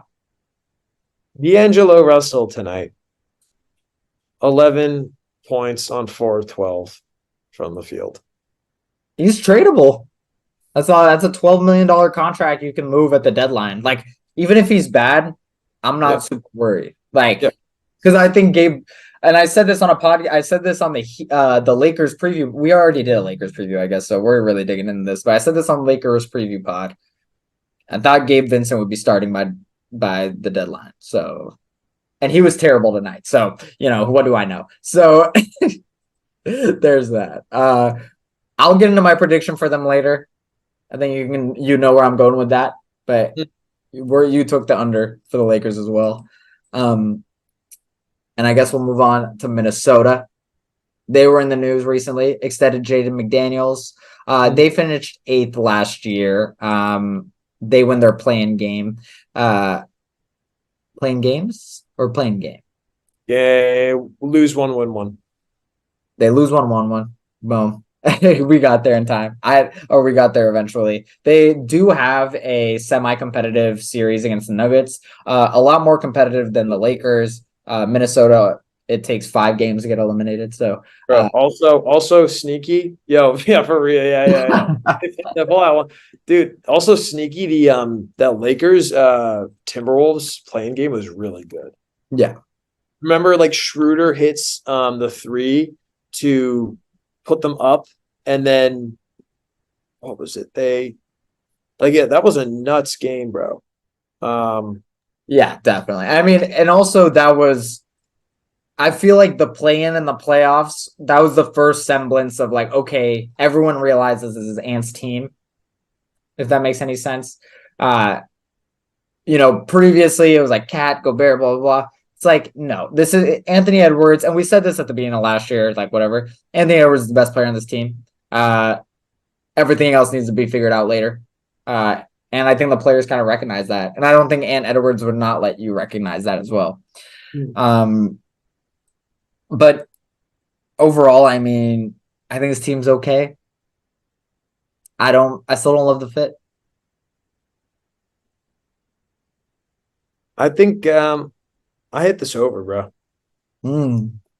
I hit the over. I think they finish in the top half of the West.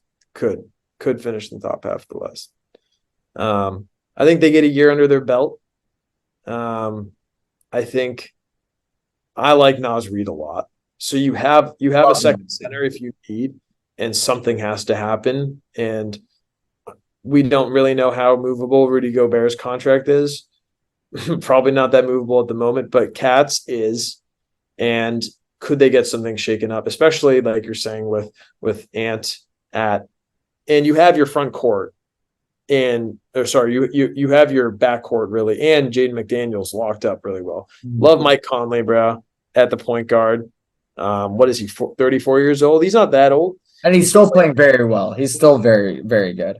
he's like a weird alter ego Western Conference version of Drew Holiday or something like that. Like just a veteran, savvy point guard. So the fit is strange. Three centers that like are good enough to like take big minutes. Like all of them better than Mitchell Robinson, right? Like all three of them. In my mind, is that a hot take that Nas Reed is better than Mitchell Robinson, or at least like I'd love to make that take. I just think that Mitch showed something in that playoff series against the Cavs last year that I thought was like very impressive in a playoff setting.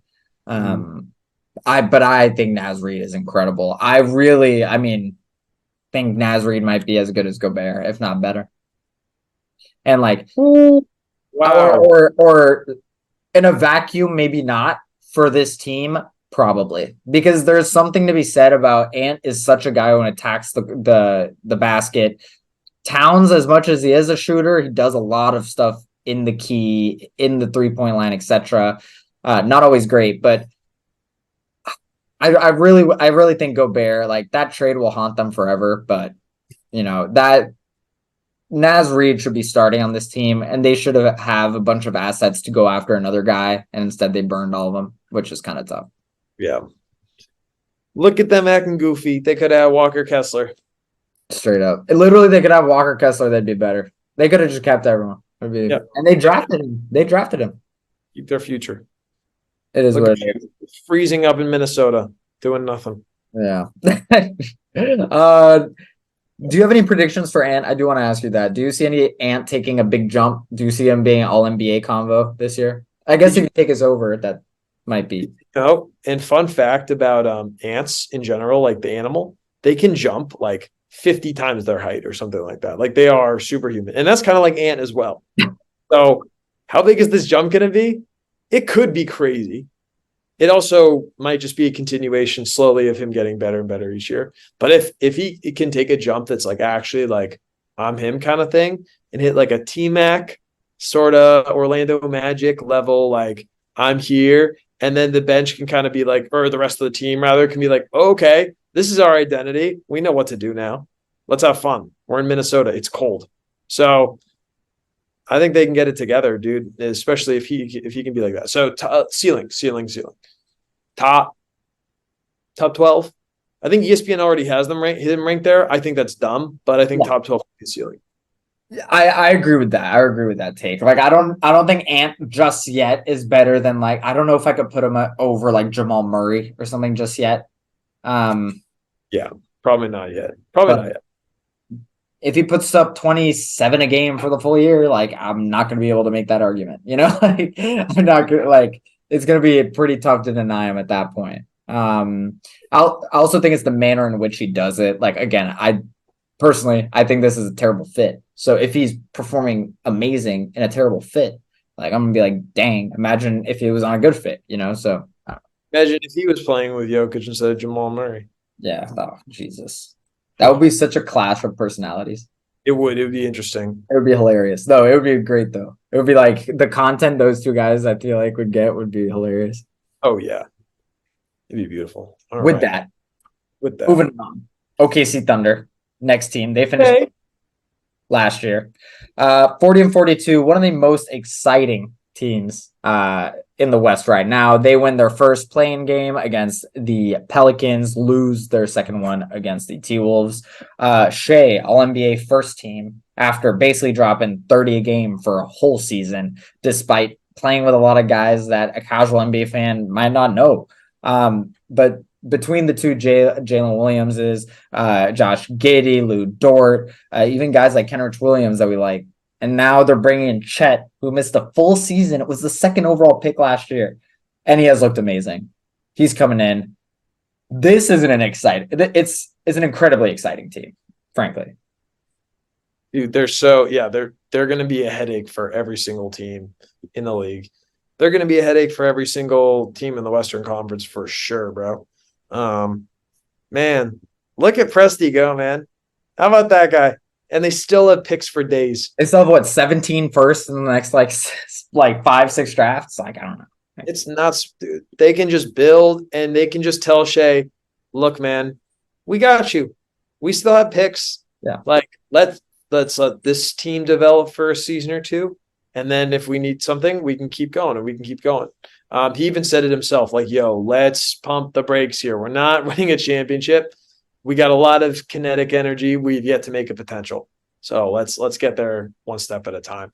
This team's going to be a lot of fun. Going to be cool to see Shea and Giddey backcourt. Jalen Williams was an amazing player the second half of the season. Incredible. He's like dribbling the ball. He's like 7 foot. Like nuts. And 18 points a game, right on like 55, like crazy efficiency. So good experience going into the play-in tournament as well. Kind of vibes of Memphis when they went into the play-in tournament after, and then their point guard starts leading them forward. Ooh, Ja might be better than De'Aaron Fox. So he might be 6th, by the way. Yeah. Anyway, but that's an aside that we can discuss. I agree, I think, but yeah. Exciting team though, for sure.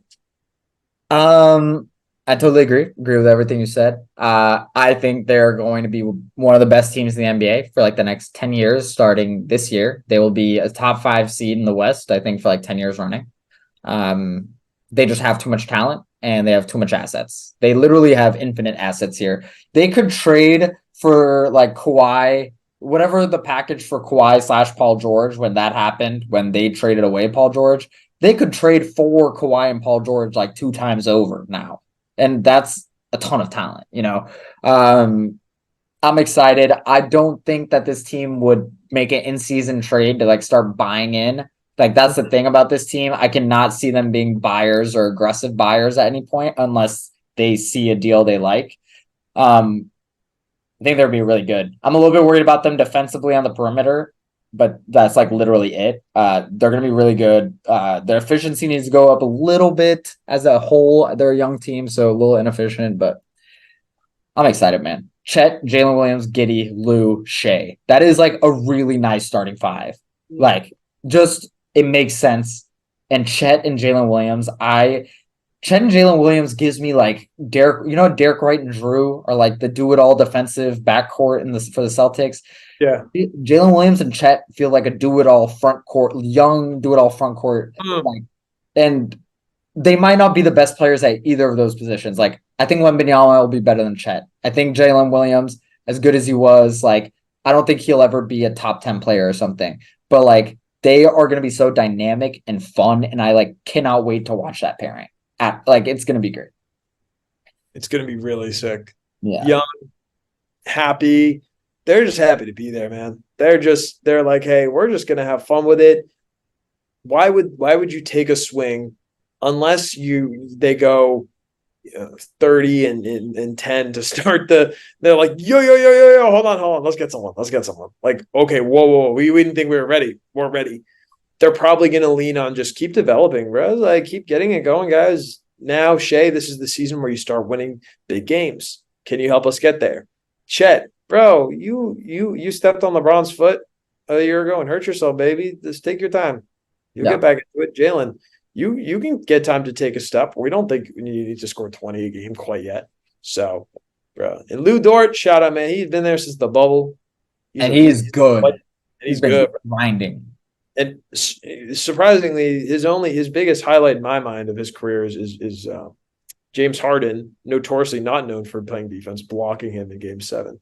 If you remember that play in the bubble. I do not actually. It was nuts. But I mean, even after that, he was like, that was when he started getting his 3-point shot going. Remember? Because he was like, they were like, why is he out here? Mm-hmm. And then he just starts hitting threes. Lou Dort, man. Look at him go.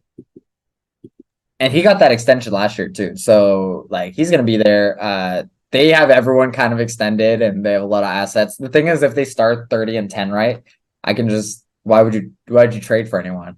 You probably like all your guys at that point too, So that's kind of the balancing act there. I'm very curious. I'm excited to watch them. Over under 44.5. I think we're both slamming the over there. I don't know. Oh, speak for yourself, my boy. Oh, you're not? I think this is a top five team in the West. I don't see them as a top two, but I think they're gonna be nice. Okay. Well, this is why we spit hoops. I Yeah. had I had them 11th. Oh, dude, that's irresponsible. I just see that you have the Grizzlies, the Pelicans, Dallas, and then we've talked about all these other teams. There's just so many teams that can be better than them, and I don't think I think they're going to be good, but I just there's a lot of teams in the West, and somebody can't be in it.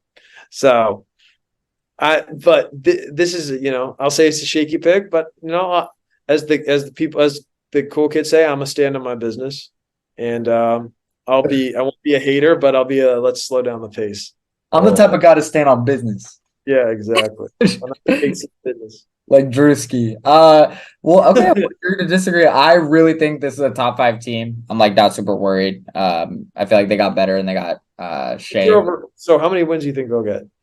like 48. Oh, okay. Oh, all right. Hey, should we put a wager on this? Oh, I'd be down. I think I'll bet you the Thunder finish ahead of the Kings. Okay. Well, okay. What do we Okay. bet? Yeah, for sure. I like that. I like that. I'm Okay. giving you odds on that one too. I'm giving you odds You are giving me odds. Why are you giving me odds? because I'm confident. I really think this Thunder team is nice. I think they have a great coach. Um, and I might be anointing them too soon, but like all these other teams have major like injury risks. The Thunder don't like the Thunder have a youth risk, but they're gonna be trying, like I'd rather have a youth risk than an injury risk, if that makes any sense. And this team kind of reminds me of the Grizzlies from 2 years ago. Like this, I think that's like a closer comparison to me. But Yeah. Yeah. I mean, but yeah, I totally see that, right? They make the play-in tournament. They have that experience. So yeah, I mean they're gonna be an exciting team. I'm looking forward to them. I'm just not slurping. That's all. And so I think we should have that bet. I'm down to have that bet. What should we put on it? let's put like $15.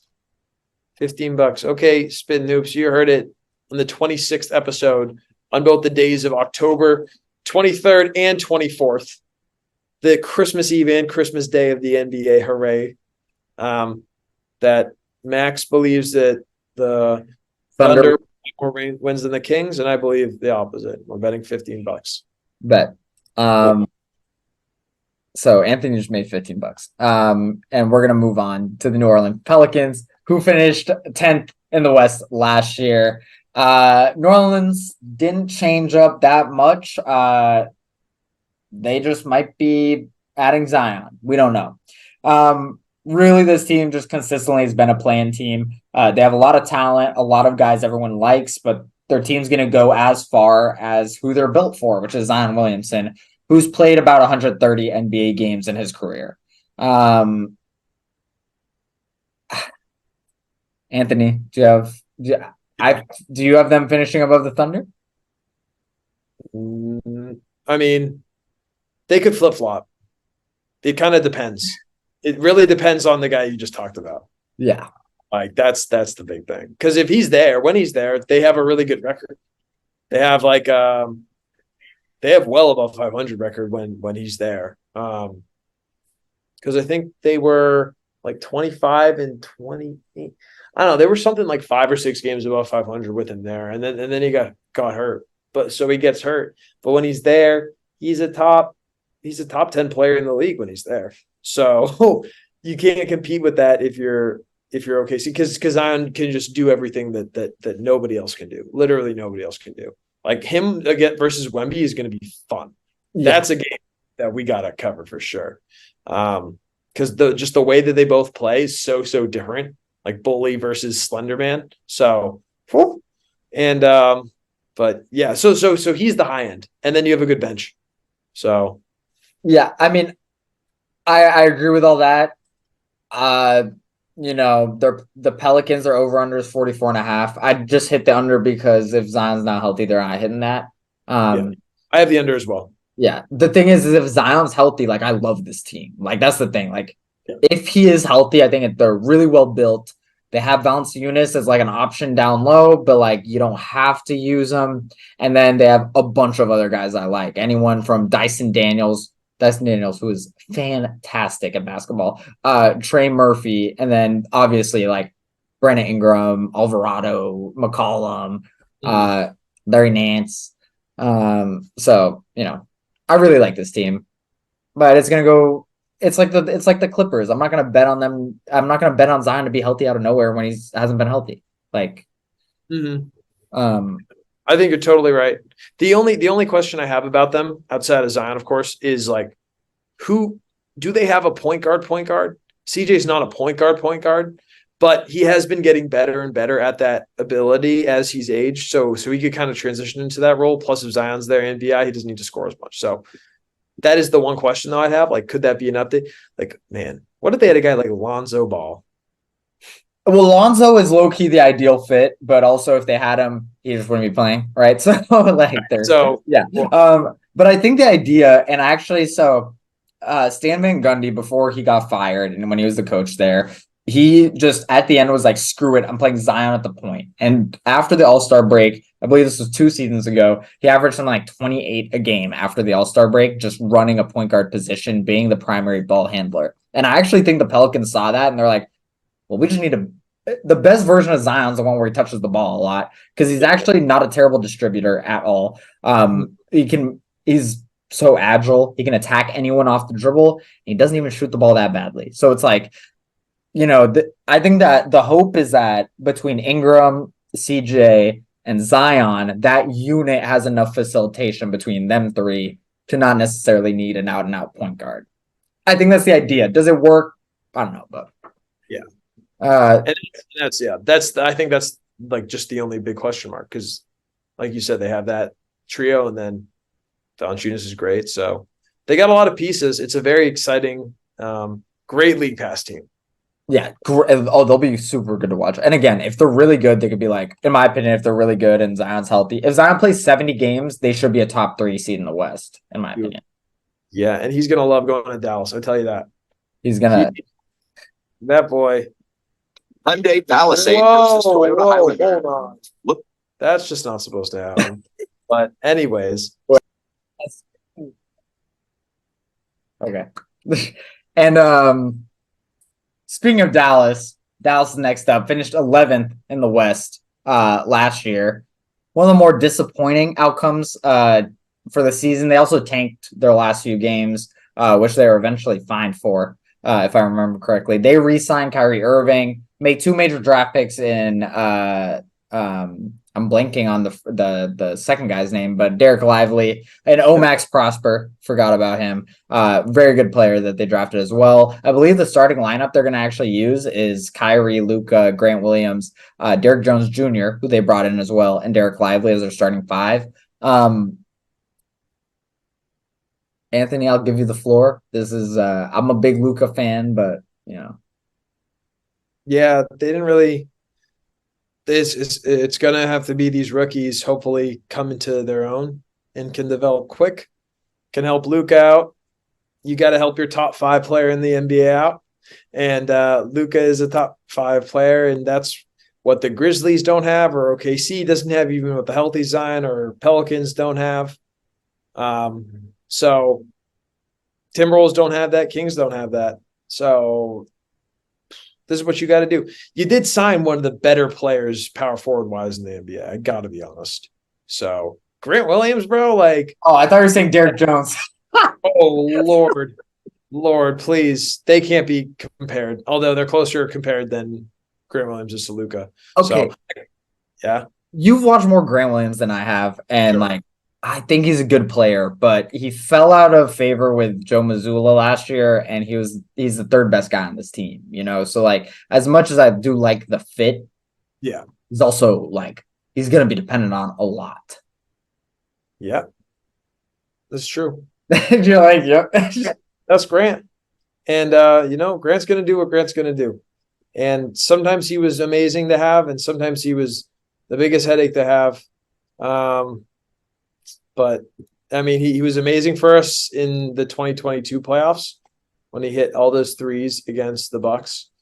But good riddance. He can't be a third best player, bro. Like, that's not gonna work. Yeah, and that's kind of my issue here.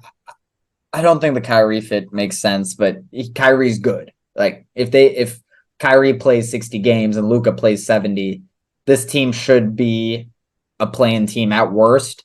I have them as a playing team for me. I think Luka's amazing. I just don't think this team's that good. Their over under for this season is 43.5. I'd probably take that under. Yeah, I hear that. Yeah. I also will be taking the under, and I think they're a playing team as it stands right now. Which is disappointing. I mean, you have a top 5 guy, and I think the Mavericks are kind of paying the price a little bit on the back end from like the Porzingis trades. They gave up some firsts, and like then to retool after that, gave up some firsts, etc. Like gave up some assets here and there. It gave up some assets for Kyrie Irving. They're gonna Great. That backcourt is amazing. One of the best backcourts in the league. One of the best backcourts in the league, but one that cannot guard a soul, and that's the thing. These other more well-rounded teams, there's so much pressure on Luka and Kyrie to basically average 60 between them per game. And like if they could do that, that's one thing, but yeah. We'll see. It's tricky, bro. It's cold world for them. Yeah. They're a bubble team. Yeah, definitely a bubble team. Another bubble team, who was a team that was on the bubble and in the playoff conversation before falling out in the last few months of last season. That was the Utah Jazz. They finished 12th in the West last year. 35.5 is their over under. Not any major moves this offseason. They draft Keontae George. They trade for John Collins, which was kind of a salary dump for Atlanta. But that's an addition if you're Utah, right? It's a good team, not a ton of talent that makes a ton of sense, but like it's a good, fun young team. They've got assets. I just don't think they're super interested in winning. And I said this a few times last year. As good as they are, they have their own firsts. Like there doesn't make too much sense to always gun for a playoff spot if you're here to develop a little bit. Yeah. I don't see it either. I think they'll just kind of keep where they are. Are they developing a culture right now? It's cool to have Walker Kessler come in and outperform. It's great to have Lauri Markkanen come in and get most improved player. Maybe Colin Sexton, a former 20-plus points per game scorer, can find his way there again. You have Jordan Clarkson, who is a great piece that could be moved for a veteran team that wants a scorer to win now. And Keontae George is great. So maybe get THT away. But other than that, and Olynyk. So it's a fun team. It's this mix of like a young team and like some veterans who can kind of try to help lead the way. Another, I think every single team in the NBA is a league pass team this year. And the Jazz are yet another example of that, where it's going to be fun to watch them. It's going to be fun to watch them perform. They care about what they're doing. So I'm excited, man. Yeah, I'm very excited. I'm excited for them, and I'd probably, if I had to bet, I'd actually probably bet the over. I think they'll accidentally be too good. Even if they have injuries, they kind of have too many guys I like to be totally shit. They could definitely go under 35.5, but like I think they'll be better than last year. I think there's a chance Markkanen regresses back a little bit to the mean, and they're still better than last year, just because they added a lot of talent, in my opinion. As whatever you think about John Collins, that was a guy who was, I believe he was all-star like 3 years ago, right? So it's like, or fringe one at best, or at worst. So, I like this team. They're fun. Like you said, league pass team, not one that's affecting any greater NBA scale. Along the same lines as the Portland Trailblazers, who finished 13th in the West last year. Their big trade is trading away Damian Lillard, finally. Mm-hmm. Thank God, low key. For all parties involved, honestly. Blazers get to, move past the Damian Lillard times. They get a lot of assets. And they're going to rebuild with a Rob Williams, DeAndre Ayton, Shaedon Sharpe, Anthony Simons, and the Scoot Henderson core. They also re-signed Jeremy Grant to a massive contract extension. So he could be on the move at some point. We'd have to see there. How you feeling about this team? Bro, it's a lot. It's a lot that just kind of happened. They just rattled the whole jar of the franchise. Yeah. Out with the day, in with the new. So many new faces. Robert Williams, Malcolm Brogdon, dominating. Let him do his thing. Scoot Henderson. Tough name, huh? Like, do something about it. How about that? It was dominate Aiton in the 2021 finals. That was what Giannis's whole game plan was. Yeah, I'll go one-on-one with you. Thanks. Yeah, Jeremy Grant for a huge contract. Huge contract. Like, bro, that's a big contract. And is that really the direction we're trying to go in? You're not going to win anything right now. Scoot Henderson is great, but you're not going to win anything. This is a development time. And you got to see if Robert Williams can kind of be a part of this core. I think he can. He's kind of in that age range, but he's 25. He's a few years older, but if he can stay healthy, he's in there. I think Brogdon, you try to figure that one out by the trade deadline. So another great league pass team right here. And like I don't think they'll win that many games, but they're gonna play zero defense and it's gonna be fun. And like I think there's a chance Chauncey Billups is like fired in like 8 months. I know like a lot of people like him around the league. I've not been super impressed by him, frankly. But like, it'll be a fun team. Like Scoot is fun. I'm also glad that Dame got traded for Scoot's sake. I think Scoot has a chance to be an extremely good player. And like Dame being there just wasn't going to really help that, in my opinion. That's kind of where I'm at with it. Their over under is 28.5. I'd probably take the under. I think they're really going to be really bad. If you have one of these big men in fantasy like Ayton or Rob Williams, you're probably kind of hyped because they're gonna get so many rebounds. But that's about it. Crazy rebounds. Yeah. This is yeah. Yeah. Moving on to the next team, another league pass team. And this is actually one of my favorite young teams and one that made kind of a culture change, the Houston Rockets. They bring in Ime Udoka as their coach, probably their biggest addition of the year, even though they signed Fred VanVleet, brought in Jock Landale, brought in Dylan Brooks. This is a team that got a little bit older, decided they needed a little bit of a culture change. You had the Kevin Porter Jr. situation, obviously, which also overshadowed a lot of the offseason. But I think this is an interesting team. They drafted Men Thompson, one of my favorite prospects in this year's draft, who looks great. Jabari Smith, another year of him. Cam Whittemore, he's fun as well. Jalen Green, another year of him. Like, this is a really fun team to me. I just don't know what their ceiling is, but like, this is year one. This is the first year where they try to kind of hit the ground running. A lot of new pieces, a lot of new kind of new energy, more defensive minded. Can Jalen Green take a step? Can the other Jay Green on the team, Jeff Green, help mentor this team?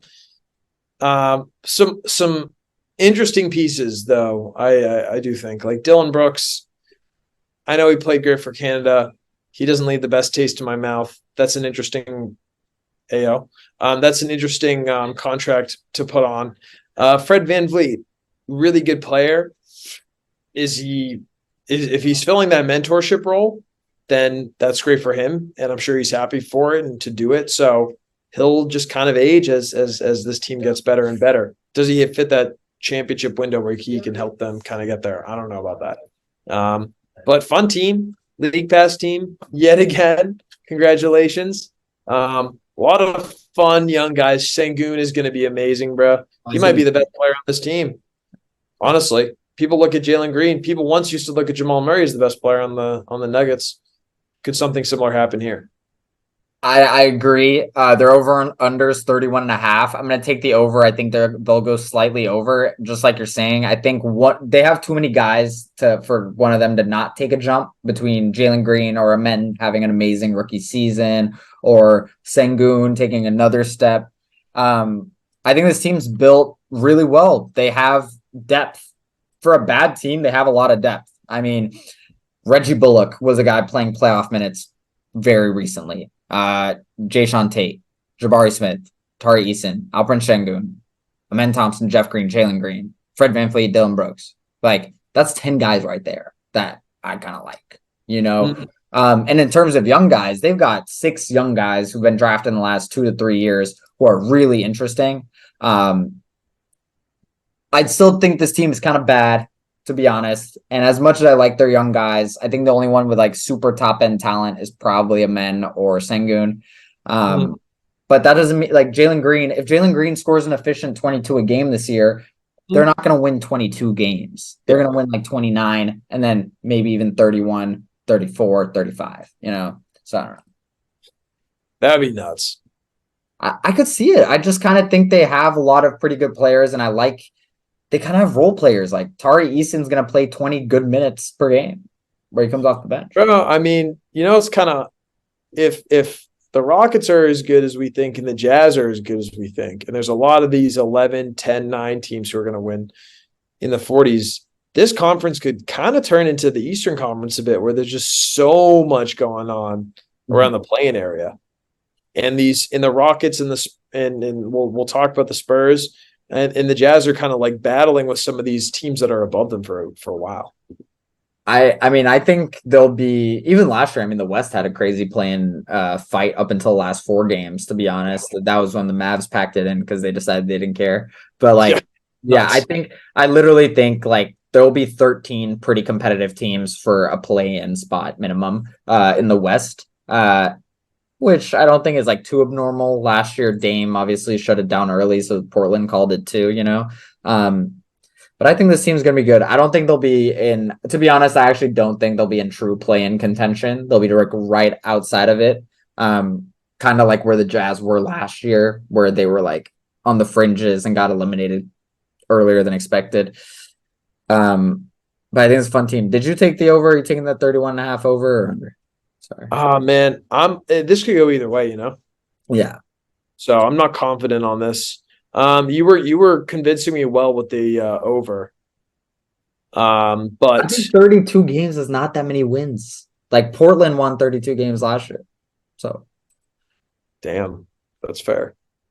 Sheesh. They didn't have Dame though. But yeah, it could go either way. I'm slightly inclined to think under, but that's not because they're not like good enough to be a 34 win team. It's just like that's not really much of a difference. yeah, it's like the way stuff goes in the NBA, you know, like you just might not get lucky in those late games against a really good team sometimes. With that, we are moving on to the final team of the preview. Holy. A team that I think everyone is excited for, top to bottom. Like anyone who's an NBA fan, and there's a lot of reasons, but there's one that's the real reason, and it's Victor Wembanyama, an all-time talent. One of the most exciting players we've ever seen. We're gonna talk about him a lot, and I'm sorry, they have a lot of other guys I like. City Sissoko, Trey Jones, like Jeremy Sochan, Devin Vassell, Devontae Grant, a lot of guys. This is the Victor Wembanyama show. This is what this year is going to be about, and I'm really excited. Bro, he's going to be amazing. Amazing. He's just going to be so good. It's so cool. It's so cool to see. So, yeah. I think I have the over for them on 28.5. I think they clear that, to be honest, for all the reasons you talk about. I'll to fill in the bench that we're talking about. Dude, I love Trey Jones. I think he's such a good complementary point guard. And then at the wing positions with the combos, Devin Vassell and Keldon Johnson, just so good. Both Vassell with the big extension. Big extension, bro. And Jeremy Sochan who can be like Rodman or like Magic, bro. Okay. I mean, bro, we're gonna need to clip that. Yeah. Jeremy Sochan getting a Magic Johnson Dennis Rodman comparison. Bro. I mean, I love him though. He's great. He's great. Yeah. And then sneaky Cedi Osman, like a little bit of veteran presence. Zach Collins is solid. Dougie McDermott, what school Creighton's finest, dude. Like this is an okay squad.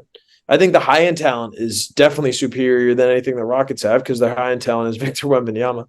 So, bro, that man could be top 15 player by the end of this year if he's good enough. Absolutely. I mean, if he plays 70 games, I would have a different take. I just kind of think they'll kind of limit him. He's 7'4". They're not that good. As fun as they are, and as like, to be honest, like you said, I love Trey Jones, love the cell, love Keldon Johnson. I actually really think if they went super hard, they could be frisky, like getting close to a play-in if things went right. But it's like, why push that hard in year one of Wemby? I'll take the under, actually, so we'll disagree here. But I think Wemby is going to be amazing. Like, I think he's going to be amazing. I think they barely go under. And he's going to be Rookie of the Year, and he's going to score 24 a game, I think. He's going to have good shooting splits. 24 per 36 minutes. How about that? And average what, like 32 minutes a game or something? Yeah, I think maybe he scores like 23 a game on 32 minutes, something like that. Yeah, something like that. Yeah, I can see that. I think it'll be really good. Again, League Pass team, every single time they're on national TV, I'm gonna watch them. Wemby is like an all-time talent, and like on the off chance he gets hurt, man, I want to watch him now. My French brother. All right, so now we're gonna move in to what does a chip mean for each of these players' legacy. We're gonna be in different clothes than we were in the Western Conference sections. Sorry about that. We're recording. Just ignore it, fans. Just ignore it. It's a part of the process. Part of the just trust. But Anthony. Yes. Section is pretty self-explanatory. What does another chip mean for the Nuggets legacy? Whew. Okay. We just kind of go like short blur rapid fire. Yeah. Okay. Gut for me says back-to-back chips is crazy for Jokic. His legacy now, he's kind of moving into top 6 centers of all time. For Murray, that's another big like kind of boost, and you start to kind of wonder, okay, how long can they keep this up? And then I think Michael Malone is known as like easily a top 5 coach in the NBA. I think for this to happen, you need kind of a jump, hopefully, or like a continuation of MPJ plus a jump from the younger role players, which I talked about in the Nuggets section. You know, not super in love with the Nuggets depth, but if this happened, I mean, I think Jokic becomes. Funnily enough, I saw a tweet about this today where someone tweeted, I think Jokic is getting a little overrated. To be honest, if he wins another chip, he should probably be a top 11 or 12 or 13 player ever. So, yeah. Now we're talking about Hakeem KD territory. Mm-hmm. We're not talking about like Charles Barkley even. Right. Karl Malone, Kevin Garnett. Back-to-back just jumps. Immediately leapfrogs all those guys. So many guys. So I don't know. What about the Miami Heat? Miami Heat, Jimmy Butler. I mean, he's the reason they'll win it. So he's Finals MVP. Huge for his legacy. Immediate Hall of Fame because he's borderline right now. And I don't think he's that borderline. I think it's like 60-40. But like, I think he's probably making it. But yeah, I think he's probably making it too. But that's big for Kyle Lowry and Kevin Love. That's kind of fun that they both get a second ring respectively from their own teams. And then Spoelstra just launches him into the upper echelon of coaches of all time. Yeah, I mean, totally agree. I think Jimmy, it would be an interesting convo because you'd have to have conversations like James Harden or Jimmy Butler. Mm-hmm. I have to have that conversation. Should Jimmy win a chip? I want to know where I stand because that's like a really interesting discussion, right? Where one guy is pure stats and like could have won a chip when the other guy is like relatively no stats but did. Should they win a chip? But right. Bucks. Giannis, same kind of questions as Jokic. Good parallel there. And say both of them get 2, it kind of keeps them in pace with each other, but one jockeys the other. Easily the second greatest power forward of all time at that point for me, after Tim Duncan. Yeah. I mean, who else? Maybe Kevin Garnett, maybe Dirk, but like I think he's kind of on near their level right now. So if he's not already ahead of them, I think a chip like leapfrogs him. So Dame. Yeah, Now Dame is Dame is like kind of, I think Giannis, like you said, is like the Jokic, that's the Jokic comp, but then Dame is the guy who takes the jump. That's a huge jump for Dame. Yeah. I mean, that takes him to like top. The thing is, he wouldn't be the best guy on a chip team, though. Yeah. Right. So that would be kind of, he'd still be top 75, obviously. He'd probably be top 50. Yeah. Parallels to Clyde Drexler. Ooh, yes. Very also coming from the Blazers. But probably better. Because probably better Blazers career. I think Clyde Drexler had a better Blazers career, honestly. I think because he finished higher in MVP voting, and this is a slightly borrowed take from Bill Simmons fans, but finished second in MVP voting 1 year. Dame never did that, and he went to 2 finals. Dame never did that. So I think that's my own personal take on it, but like besides that, like yeah, if somebody says Dame, that's fine. Like he's amazing for them. So yeah, Bill was better than either of them. So yeah, I fully agree with you on that. Lakers. And Bill Walton has a better bag. For Braun, ooh, this. I mean, then there's big GOAT questions, especially how he plays. But again, if the Lakers win, it's because LeBron played well enough to win. So if he's not Finals MVP, it's one of those situations where like Magic or Kareem could have won the Finals MVP, or like to a lesser extent, like a Paul Pierce, Kevin Garnett Finals MVP, where like both of those guys could have won it. So maybe help some lead. I think legacy though, like, does it really change what most people who think about him already think about him? Like, I think a lot of fans already think he's the GOAT, and then a lot of fans think that like MJ's the GOAT, and there's very little that can be done to surpass him. So it might change my opinion. I might start arguing LeBron a little bit more than MJ, but I don't know. I'm curious what you think about that. To be honest, this would probably make me think LeBron was the GOAT, like, frankly. Like, so this would be like five, given the longevity plus amount of finals plus etc., would probably push him over the top. I'm like a big LeBron guy. Like, I'm a big fan. I probably still have him second behind MJ, but I always say that and I always say probably. You know, it's like so arguable to me. I think 5 would make him the GOAT in my eyes. So I would actually fall in that small population where that could probably be swayed by that. I think the interesting thing is like AD. Like AD goes from being like, although he was top 75, now you could put him in conversations in like top 30, top 40. Yeah. Yeah. He's in the conversation for top 5 power forward now, I think. In the conversation, at least. It's a big conversation, but he could be there. Because you got McHale, Barkley, KG, Giannis, of course. Why am I forgetting on Karl Malone? I think my memory forced me to forget Karl Malone, and that's good. But they're like much like Dame and Giannis with Bron and AD, one of them won't really hop up too far because they don't have that much space to hop, and the other one could hop up a lot if they win. Yeah, I agree. Celtics. Yeah, what do you think? Where is it? I don't think it affects their legacies too much. Where like the top guys are kind of too young for it to take their legacies up too high. But now we're talking about Tatum in a different era, kind of. Yeah, the second you win a chip, you're a legend, and if you win Finals MVP, you're a legend. Like, I think. I mean, or could this kind of go in the direction of like the old version of the Celtics Big Three with like it didn't really launch any of theirs. Like KG was already where he was, and the ring helped a lot. But like Ray Allen, Paul Pierce, they didn't. So the Celtics would probably need to win a few rings to really, I'm with you, kind of like get their legacy moved. But I mean, for Tatum, if he wins a dominant Finals MVP, like, damn, that's something like Jokic that launched him. So it'll launch Tatum for sure. Yeah. I agree. Warriors. Yeah. I'll take this one. You take this. Think Steph becomes top 3?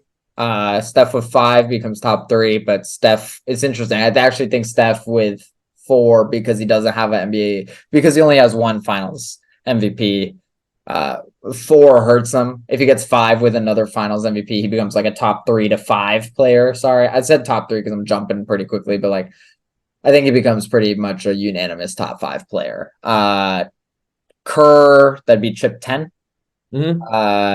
CP3, I don't think it affects CP3's legacy too much, but we'd look back on his career better, if that makes any sense. And I don't think it affects Clay or Draymond too much either.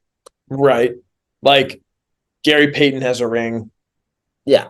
So Ray Allen has a second ring.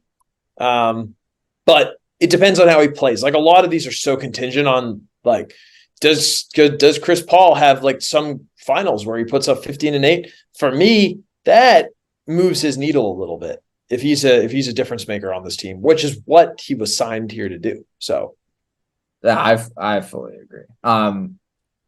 It would be fun if he was like a starter putting up like 20 points, but like that's not gonna happen. Like yeah. As much as it would be nice. Suns with Booker, KD, Beal. Don't think it affects anyone's legacy that much. I think the only person whose legacy could really build is Booker's, because I actually think Booker, if they want a chip, I think Booker would win Finals MVP probably. So I think that's the bigger deal. KD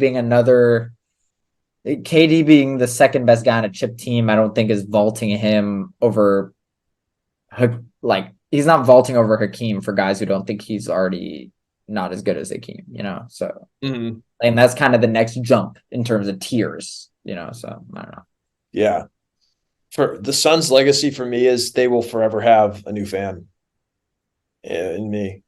Like I will forever, after all the trash talking that I believe that this team is destined for from myself and maybe you on Spittin Hoops, I'll root for them after that, because they will have pulled off in my mind what a second round team could do. So, but KD, I think this actually does affect his legacy in a great way, where for those of us who think that he is significantly worse than Hakeem, it brings him much closer to Hakeem. So it kind of depends on where you rank him. But I think it does more to remove him from the rest of the guys in the teens than it might to kind of vault him closer, like up into the like closer to that. So, but interesting legacy, and it would have come unexpected. So I think it's fair. I'm a KD believer though. So next up, Sixers. I'm not even gonna entertain this. I don't think they're gonna win a chip. I honestly don't think it's even on the cards. And that might be a total disrespect. Like percentage wise, it's definitely on the cards. If they look like they're a chip contending team, we will talk about it. Like that's fair. I don't. And as much as Embiid winning Embiid would get a huge plus for winning a chip on this team, and Harden hypothetically would too. Harden's probably not going to be on this team in 6 months, so I don't know. Yeah, that's fair. That's fair. For the quick sake of entertainment, I mean, it would mean that they would both have to have played really well. So it boosts Harden's legacy full time, big time, if he can be a contributor. And for Embiid, it vaults him. Nick Nurse as a coach, 2-time coach, and one of the toughest rings ever. So that's big time. So yeah, I definitely think that like you, it's tough to kind of throw them in this group. It's like that meme of the Army Rangers and then that one clown who's standing. Yeah. Nah, I totally agree. Also, this is us getting clowned 8 months from now when Harden puts up 40 in a finals game. And this is us when we've clipped out the specific part where we entertain them having won the championship and say, look, we told you. Yeah, honestly, that's actually a great call. We'll come back and do that, honestly. Disinformation. Any other teams? There's no other teams to my eyes that I view as even championship contenders. I think they're right. Like there's some teams that could give teams run for their money, like the Knicks or the Cavs or the Clippers or the Grizzlies or the Kings or the Mavs, but Pelicans. Something so severe, like something so extreme would have to happen. Yeah. I think the Clippers, the one shout out. That's like we don't even know if they'll be healthy. We don't know if they'll be in the playoffs. Right. That's the issue. Like they should, if they were fully healthy, they'd win 52 games every year. Yeah. If they weren't healthy, they'd win 20. So it's like, I don't It's always tough in the basement. pure saltiness. Yeah. Yeah. I guess that wraps up this section for now. We'll be moving on now to NBA award previews. You wanna start us off? I mean, I'll just roll with you real quick with an agreement. I think that Wemby is going to be Rookie of the Year. Not a bold take. I don't feel like being bold for this pick. I'll be bold for other picks.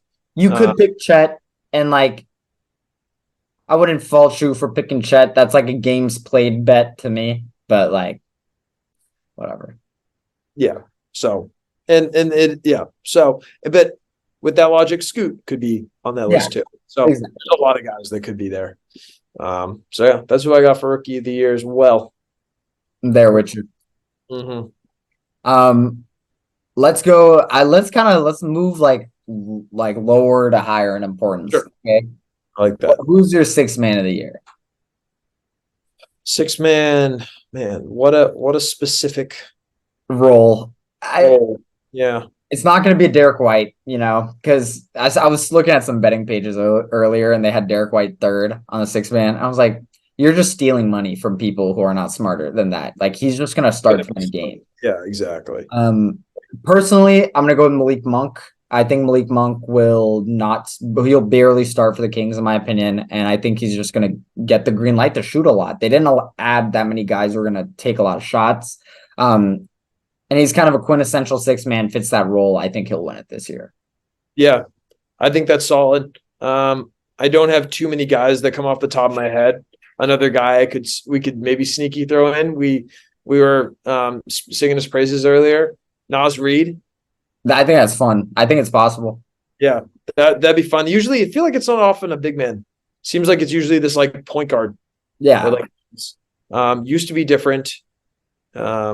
But times have changed. Maybe we can change it back. But Nas Reed for six man, please.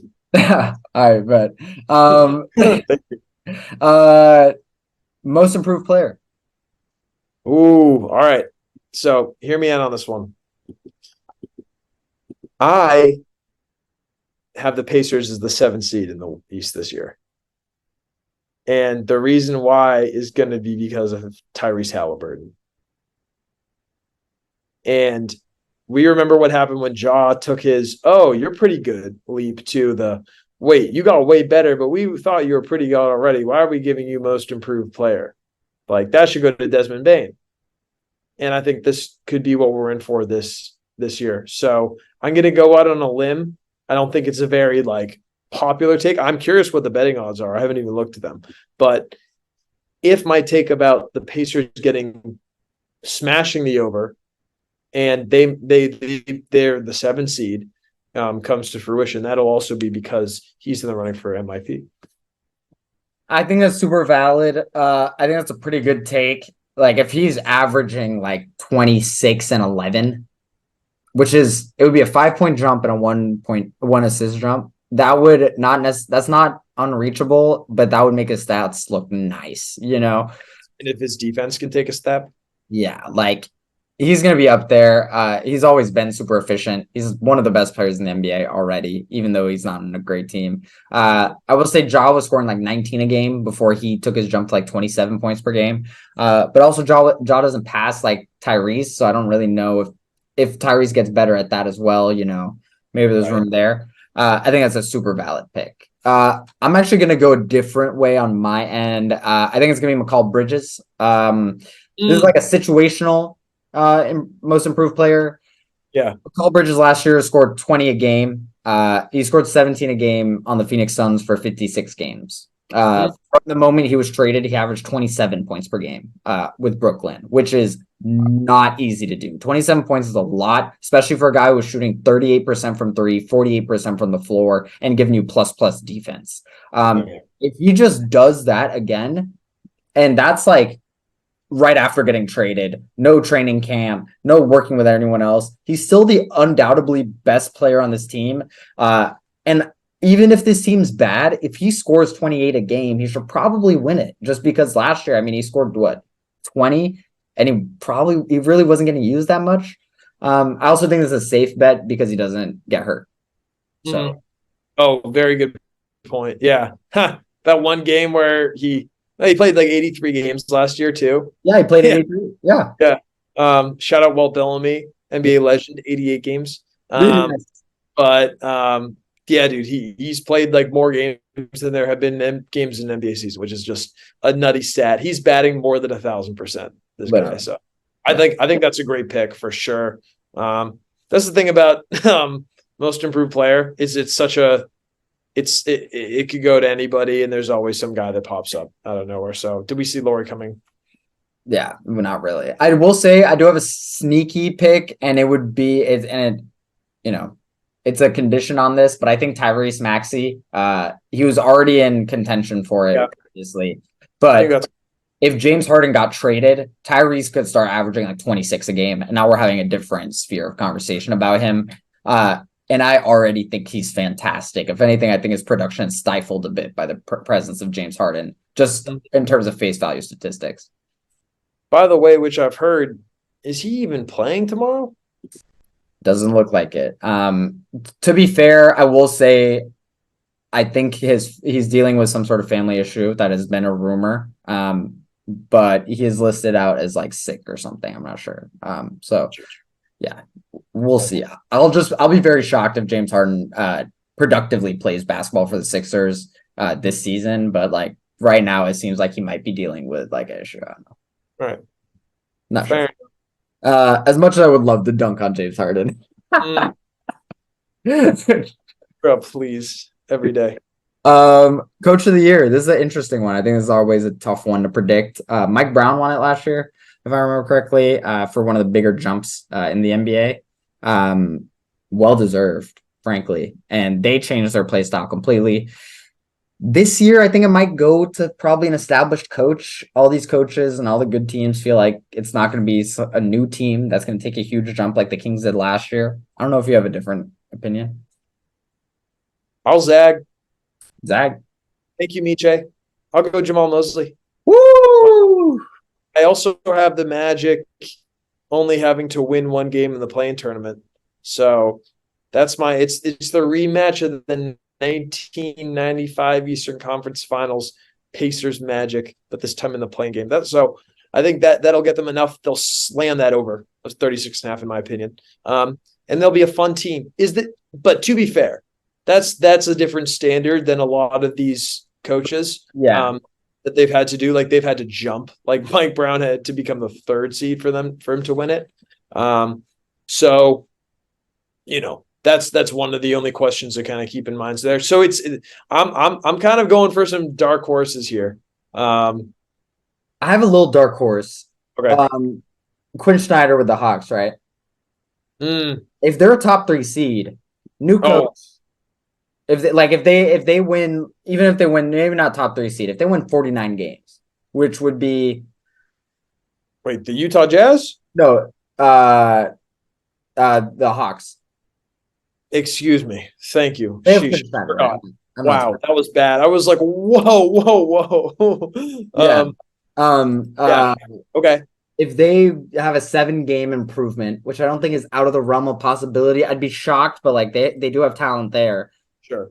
He's gonna if basically top 4 seed, he's gonna be in the combo. Because that's also a situation where the previous coaches were bad, I think. So he'll get a little boost. Yeah. I am also curious to see if one of these middling teams, like let's say the Raptors, now that they have Adrian Griffin as that's the Bucks. The new Raptors coach, the European guy, blanking on him. But if the Raptors, they're 41-41, if they win 46 games, as a rookie coach, that could be an interesting argument. The thing is, it's gonna be tough. I think it might end up going to just a top end coach who performs really well. Yeah, I could see that. Yeah. It's a total crap. His name is Darko Rajakovic, by the way. And I will say his quotes and everything I've read and everything I've seen from the Raptors in the preseason has been pretty exciting. But like we'll see. Moving on from Coach of the Year. These are kind of the awards that matter a bit more. MVP. What you got? Wait, real quick. Depoy, Oh yeah. if we're doing the other ones. You want to just go deep boy then. Depoy, real quick. I don't even want to hang on it too long because it'd just be cool. AD. Mm. Why not go for it? Finally have a year. So if he can have a year, then it's his. That's all. I mean, I think I agree. If AD can be healthy for the full course of a season, he's the most dominant defensive player in the league, in my opinion, currently. He's just not usually healthy enough to win those, I feel like. I think Bam is probably my pick here. I just think he finally got that like bright light shown on him. We see how good he is defensively. If he plays 70 games and the Heat are better than expected with a good defense, I think he's got a really good chance of winning it.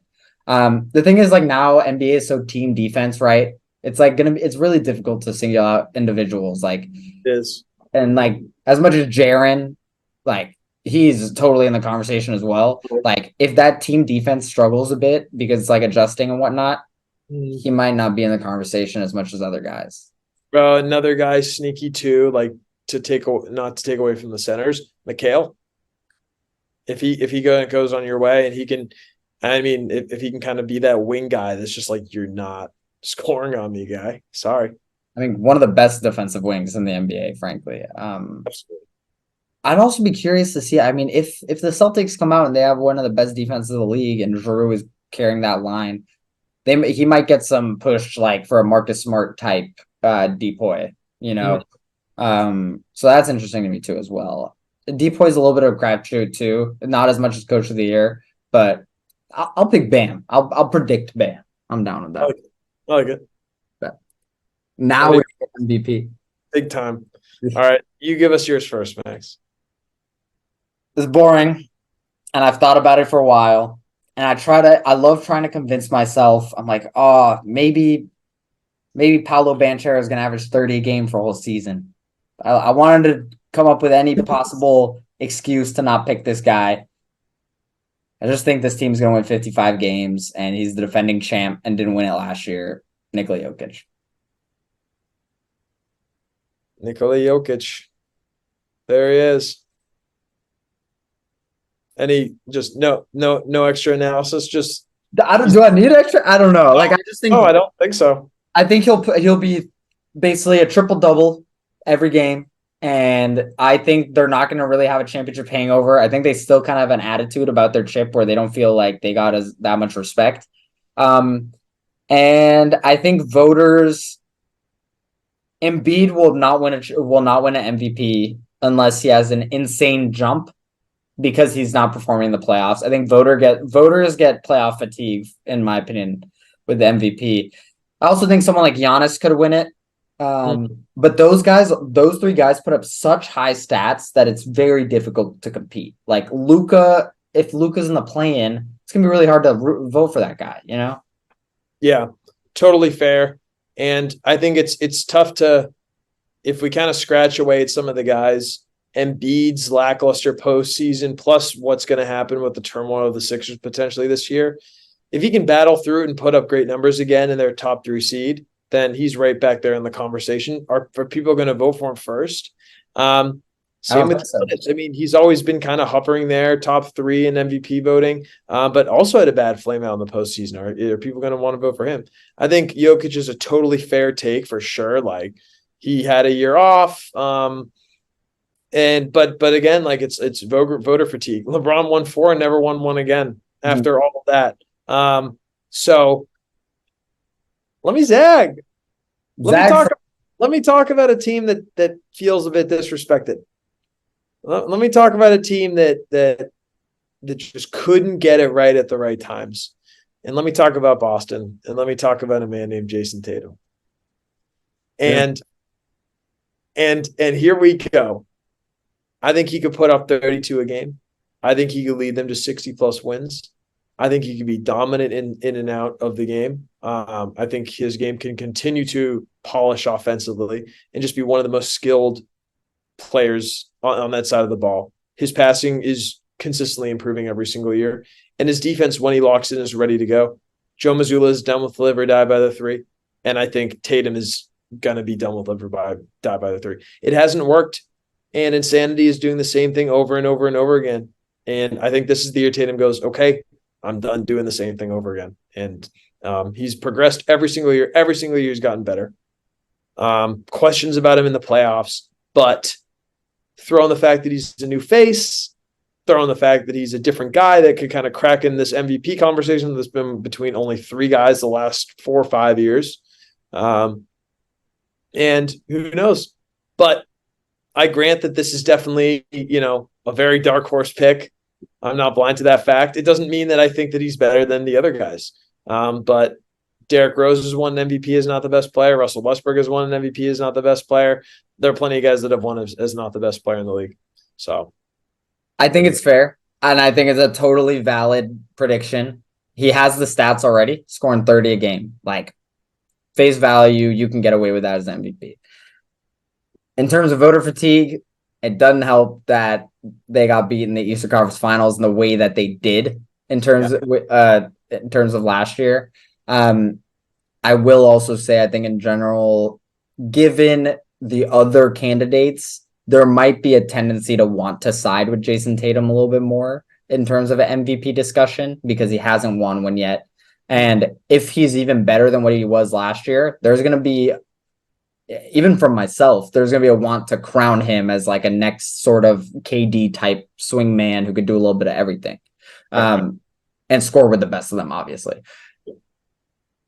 So I like it. I think it's an interesting bet. I like that bet more than Embiid, for example. I like that's a hot take. I just think the situation, voter fatigue, lack of playoff success really hurts Embiid unless Embiid takes an even further jump. But like Embiid as a center, it's like Jokic, Embiid, and Giannis are kind of maxing out at like their statistical peaks, right now. Like, how much better statistically can these guys get? It's those guys are about wins and losses at this point, and even playoff success. But Tatum is like, if Tatum could put up 32 a game, which is totally attainable, we're gonna have to have a different conversation. That's true. That's very true. I will say, I think there's a little bit too many other players who want the ball on this team. That's just my one skepticism. I don't think statistically he'll look as good. I think he'll be more efficient. He'll be a better player, and he'll continue to be a top 5 player as I view him. But I personally don't think he'll win because of the other guys. But yeah, and to your point, like, I mean, even the idea of like, not these guys can get a lot better statistically. So Jokic averaged 24.5, 12 and 10 last season, just under. And this game he put up 29, 13, and 11. So he kind of just upped his numbers in every single game. And it doesn't feel like a crazy game. And he beat one of the, considered NBA championship contenders pretty readily tonight. Again, it's a one-game microcosm. But so it's going to be tough to stop him, but that's the easy answer. I'm not going to take the easy answer. I think you're fair. Like, yeah. I do think there are some fun routes. Like if the Mavericks are a top 4 team in the West, Luka will probably win it. Like voters are starving to give him one. Yeah, they'll take any reason they can. Absolutely. And to be honest, like if they're a top 4 team in the West, they'll probably be fair to, because that team is like, we both have them as like a back end play-in team at best. Right. Yeah. I don't know. With that, I think that covers all the regular season awards. Sure. Now we can get in to the nitty gritty. Andy, who do you got winning the Eastern Conference Finals? Hold on a second. Did something just happen and time went back again? Because I'm going to say Jason Tatum. That's right. I'm going to repeat it. I'm going to pull that replay right now and say he finally figures out how to replicate what he's doing in the regular season with what he's doing in the playoff. Can he become a playoff riser? I got to say that he can. I have to. Whether he's playing for himself, his son, Kobe Bryant, Kevin Durant, whoever, like this is his time. He's got to take it. He's looking around in the Eastern Conference. For a while for the Celtics, it was okay, once the Bucks age out, okay, if they can just avoid the Heat. No, we're done with all that. We are done with all of that. You play the teams that are in front of you. You go, you whoop their asses, and you head to the NBA Finals. That's what it's going to have to be. Now, I grant that I'm saying this a bit more of a hopeful Celtics fan, slightly putting on that hat, but objectively, I also do think that their core is more established and young overall than it is, I think, the Bucks per se, where they have more depth.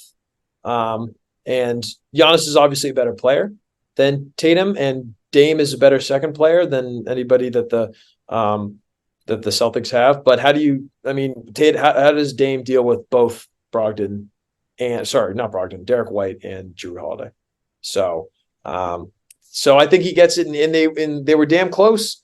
And if they had managed to beat the Heat and come back from a 3-0 deficit, something no team has ever done in NBA history, that we almost did, as bad as it went, as bad as we played, we still were a game away and a sprained ankle away from making the NBA Finals. So that's my long-winded way of saying I'll go with Larry Bird. But when you give me a different answer, that's fair enough.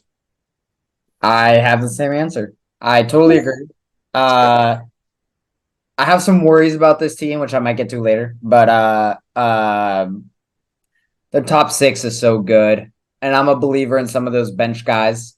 I'm a more so, how the Nuggets have a top six, and like it's Christian Brown's like Brown is like the sixth guy, and like the Celtics, they have a top six, and it's probably Hal Horford, Porzingis, sixth guy. The rest of the guys on the Celtics I like way better than the Nuggets, for example. So that's just like one thing. And then I agree with everything you said. I think Drew and Derek White are going to play perfectly off ball. They're like great 3-and-D guards, which is what you want when you have swing men who want the ball, like Jaylen Brown and Tatum who want the ball. But I also think Tatum playing the 4 full time is going to be a huge deal. And this is where he has to be. He needs to be a power forward to really ascend, in my opinion, to like the top upper echelons of the NBA right now. If he can guard fours and if he can rebound as a 4 while putting up 30 a game, he's going to be incredible, and they're going to have incredible spacing. So I'm really excited to see what happens with Tatum. I have them over the Bucks as well. I think the issue is like if you're the knock on the Celtics, I'd be worried about their bench potentially as like a contender, but I can't turn to the Bucks and then be like, look at their bench, So that's kind of the two favorites. I do think there's totally a path for a dark horse team to put it together because the Celtics, this team is still a team that's going to scare me sometimes late in games where they're going to dribble the ball a ton, and that's going to scare me. Yeah. I'm still picking them to win the East. Yeah. Right. It's literally the only thing that they need to stop doing. Like everything else is good.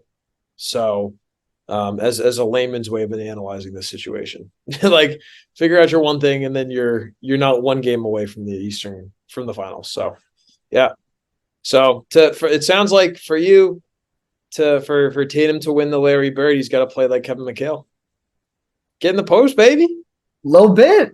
I mean, they're gonna have the spacing now. All six of those top guys can shoot the rock, Right. And Porzingis, I don't love him defensively, but he's a body you throw at Embiid, and Embiid's honestly has had his issues against Al Horford alone, So it's like, yeah, I don't know. Yeah.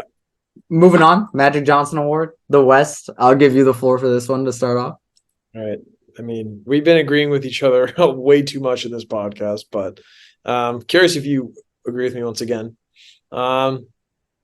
Let's run it back, baby. I think it's Jokic. I won't do the fanfare. Looking at the Western Conference, it kind of feels like a bunch of shuffling pieces underneath the Nuggets. And I'm going to keep going back to my microcosm point of watching him play against the Lakers earlier today. But he just looked, dude, you'll see it later on. I know you haven't watched the highlights yet. I know you will. I know you watched the film. he just looks so under control. He's so chilling. He had a great summer with his horses. Those boys are so happy to be back up there. They're doing running. You go up to Denver nowadays, you can't breathe. It's a mile high. You finally have a good Denver team. So I think it's really going to be them. I don't really see a good team that matches up in the Western Conference right now against them. Just with how good their versatile center is, it's incredible. I mean, you're valid. This is defending champs. Yep. Yep. They have the best player in the world. They have another top 15 guy, and then potentially the best spot up shooter in the world actively right now in MPJ. I'm gonna disagree. I don't Okay. let me zag. Like you said, let me zag. I'm gonna be picking. I've been going back and forth on this for like literally a month. The Los Angeles Lakers. Um, I think they will be the winners of the Magic Johnson Award. Okay, I think I think they have. wait. Who's the player? I'm getting there. Oh, sorry. I got excited. I was like, wait, that's They'll not be the winners of the Eastern Conference, the Magic Johnson Award. I'm getting okay. Okay. Wow. Sorry, I'm just shocked. Okay. So I think the Lakers is a reloaded team. They figured it out at the back end of last season. They had a historically bad start to the beginning of last season. Figured it out.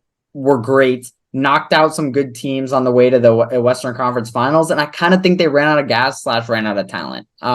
Which it is what it is. I think the Nuggets got worse. Reggie Jackson, as much as tonight is a microcosm of the Nuggets, Reggie Jackson got the sixth most minutes on the Nuggets, and he was a free agent like halfway through last year. So that is a big major problem to me. If he can figure it out right, it's always easier to figure out a bench than figure out your stars. So there's that, and the Lakers are gonna have to deal with injuries. But I'd rather bet on there not being injuries and have some fun. So in the Eastern Conference, in the Western Conference Finals, when LeBron scores 20 points per game and also has 10 rebounds and 10 assists a game, and when AD straps Jokic in a game 7 while putting up 30 in game 7, he's going to take home the Magic Johnson Award. Whoa. Oh. I don't know how much I believe this. I really think if one team is going to beat the Nuggets, to me, all the pieces here make sense. If things go bad, they can trade D'Lo and make more additions. They have first-round picks in 2030 now that they can trade, which are going to be looked as a lot of value. I am a believer in the Lakers. Fair. I mean, I wouldn't be shocked, but Reggie Jackson plus 11 in those 24 minutes. Liked Peyton Watson a lot. Peyton Watson is fantastic, I will say. I was talking about this in the last year's playoffs in like our pods. I was looking them back. I think he's fantastic. He's like a prototypical just big wing who can do a ton. Like, I think he's exciting. Brown's fun too. I'm not a major believer in that bench overall. Even if they get Peyton Watson going, I don't know. Fair. Yeah. I mean, it's totally fair. And that's why we watch the games. Yes, sir. That is why I watch the games. Now, for a finals MVP, and I guess your finals prediction as well. Well, won't be the same as yours, obviously. But I think that let me keep on my track, bro. Let me just stay on my track. Let me be the homer. Let me be the guy that everybody, all of our subscribers are gonna think I'm just repping the Celtics, but I am. And so I think Tatum finally gets it. I think he enters Celtics rarefied air. And it happens when the Nuggets finally face a team that has it put together offensively and well enough defensively.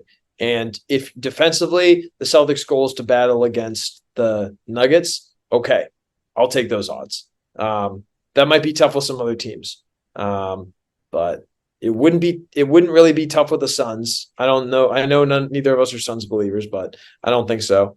I think Warriors, man, they give us some mental scars, but we'll see. But other than that, like the Lakers, I'm not too scared of. So it's just age. Like, will they run out of gas? You brought it up yourself. Like, their best two players are the ones that need to be able to play. So yeah, I'm gonna go there. What you got? I think you're valid. And actually, interestingly, if I had your finals, I'd also go Tatum. Okay. But If I already got the Lakers beating the Nuggets, I might as well double down, baby. shoo, LeBron takes GOAT status. wow. Finals MVP. He does not let AD steal this one away from him. He sees this as last chance. He Oh, wins. wow. LeBron James wins the chip. 6 games in Boston, in LA, sorry. And that's how I see it happening. And I think LeBron retires. Damn. Not even a year with Bronny, huh? No year with Bronny. If you win the chip, at that point, you might as well dip. Okay. Well, there you had it. You have the Lakers over the Celtics in 6. This isn't a Lakers pod or a Celtics pod, but it is what it is.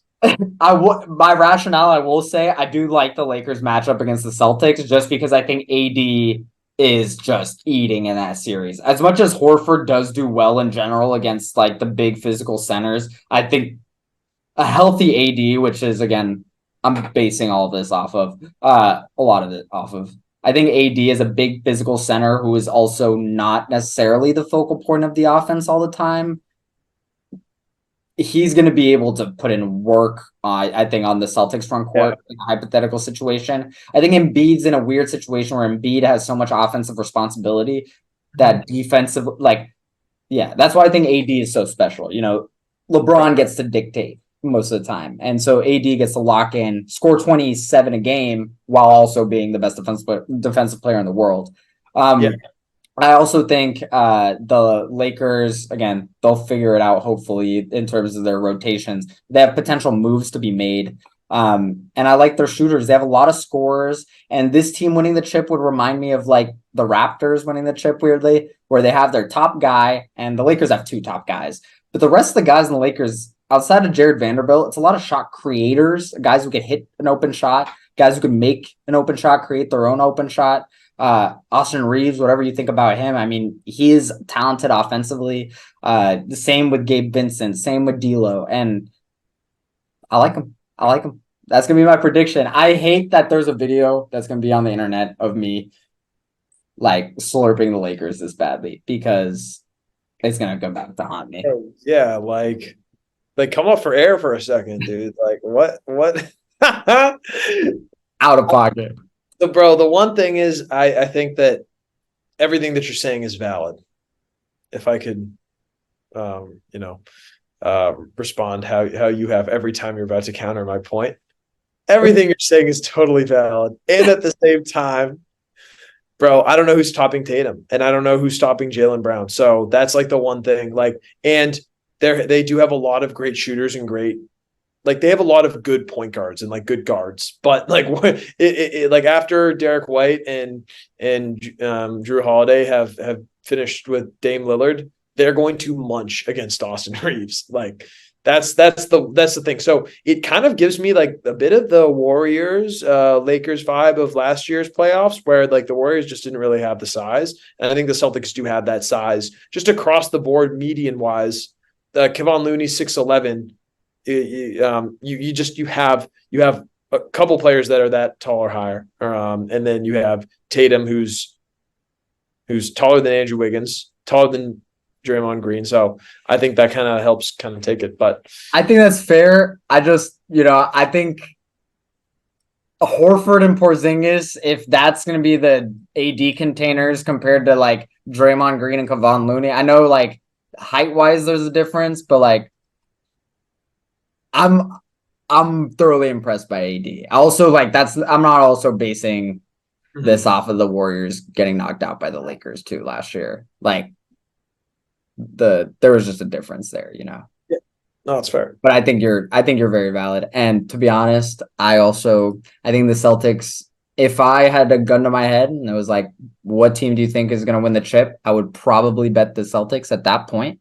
But I'm truly not like a major believer in their late game execution, especially in playoff circumstances. But they have so much talent, maybe they can avoid most of those circumstances. So, that's kind of where I'm at with the Celtics.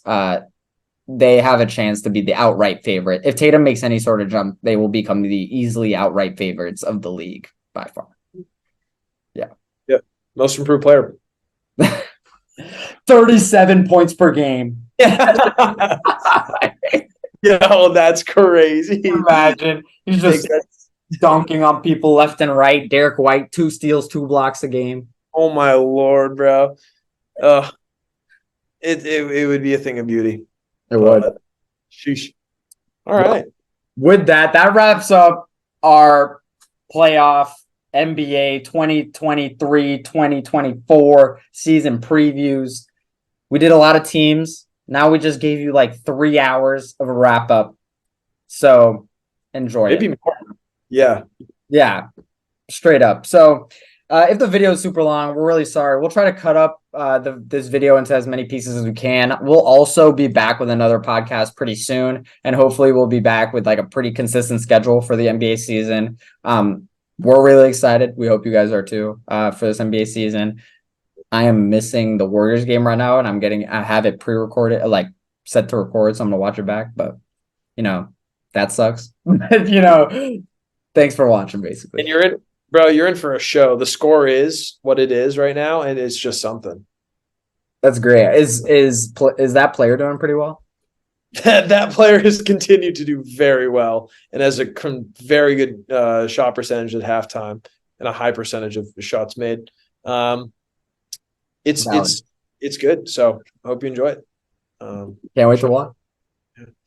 Well, until then, we will be here as always, spitting hoops, doing our thing, just watching all these players coming for their rings. Peace out. Good night. Bing, bing. Happy NBA Christmas. If Anthony didn't blackmail me, I would have said Warriors in 5. Well, I got Celtics in 5, so don't worry. One of us got it.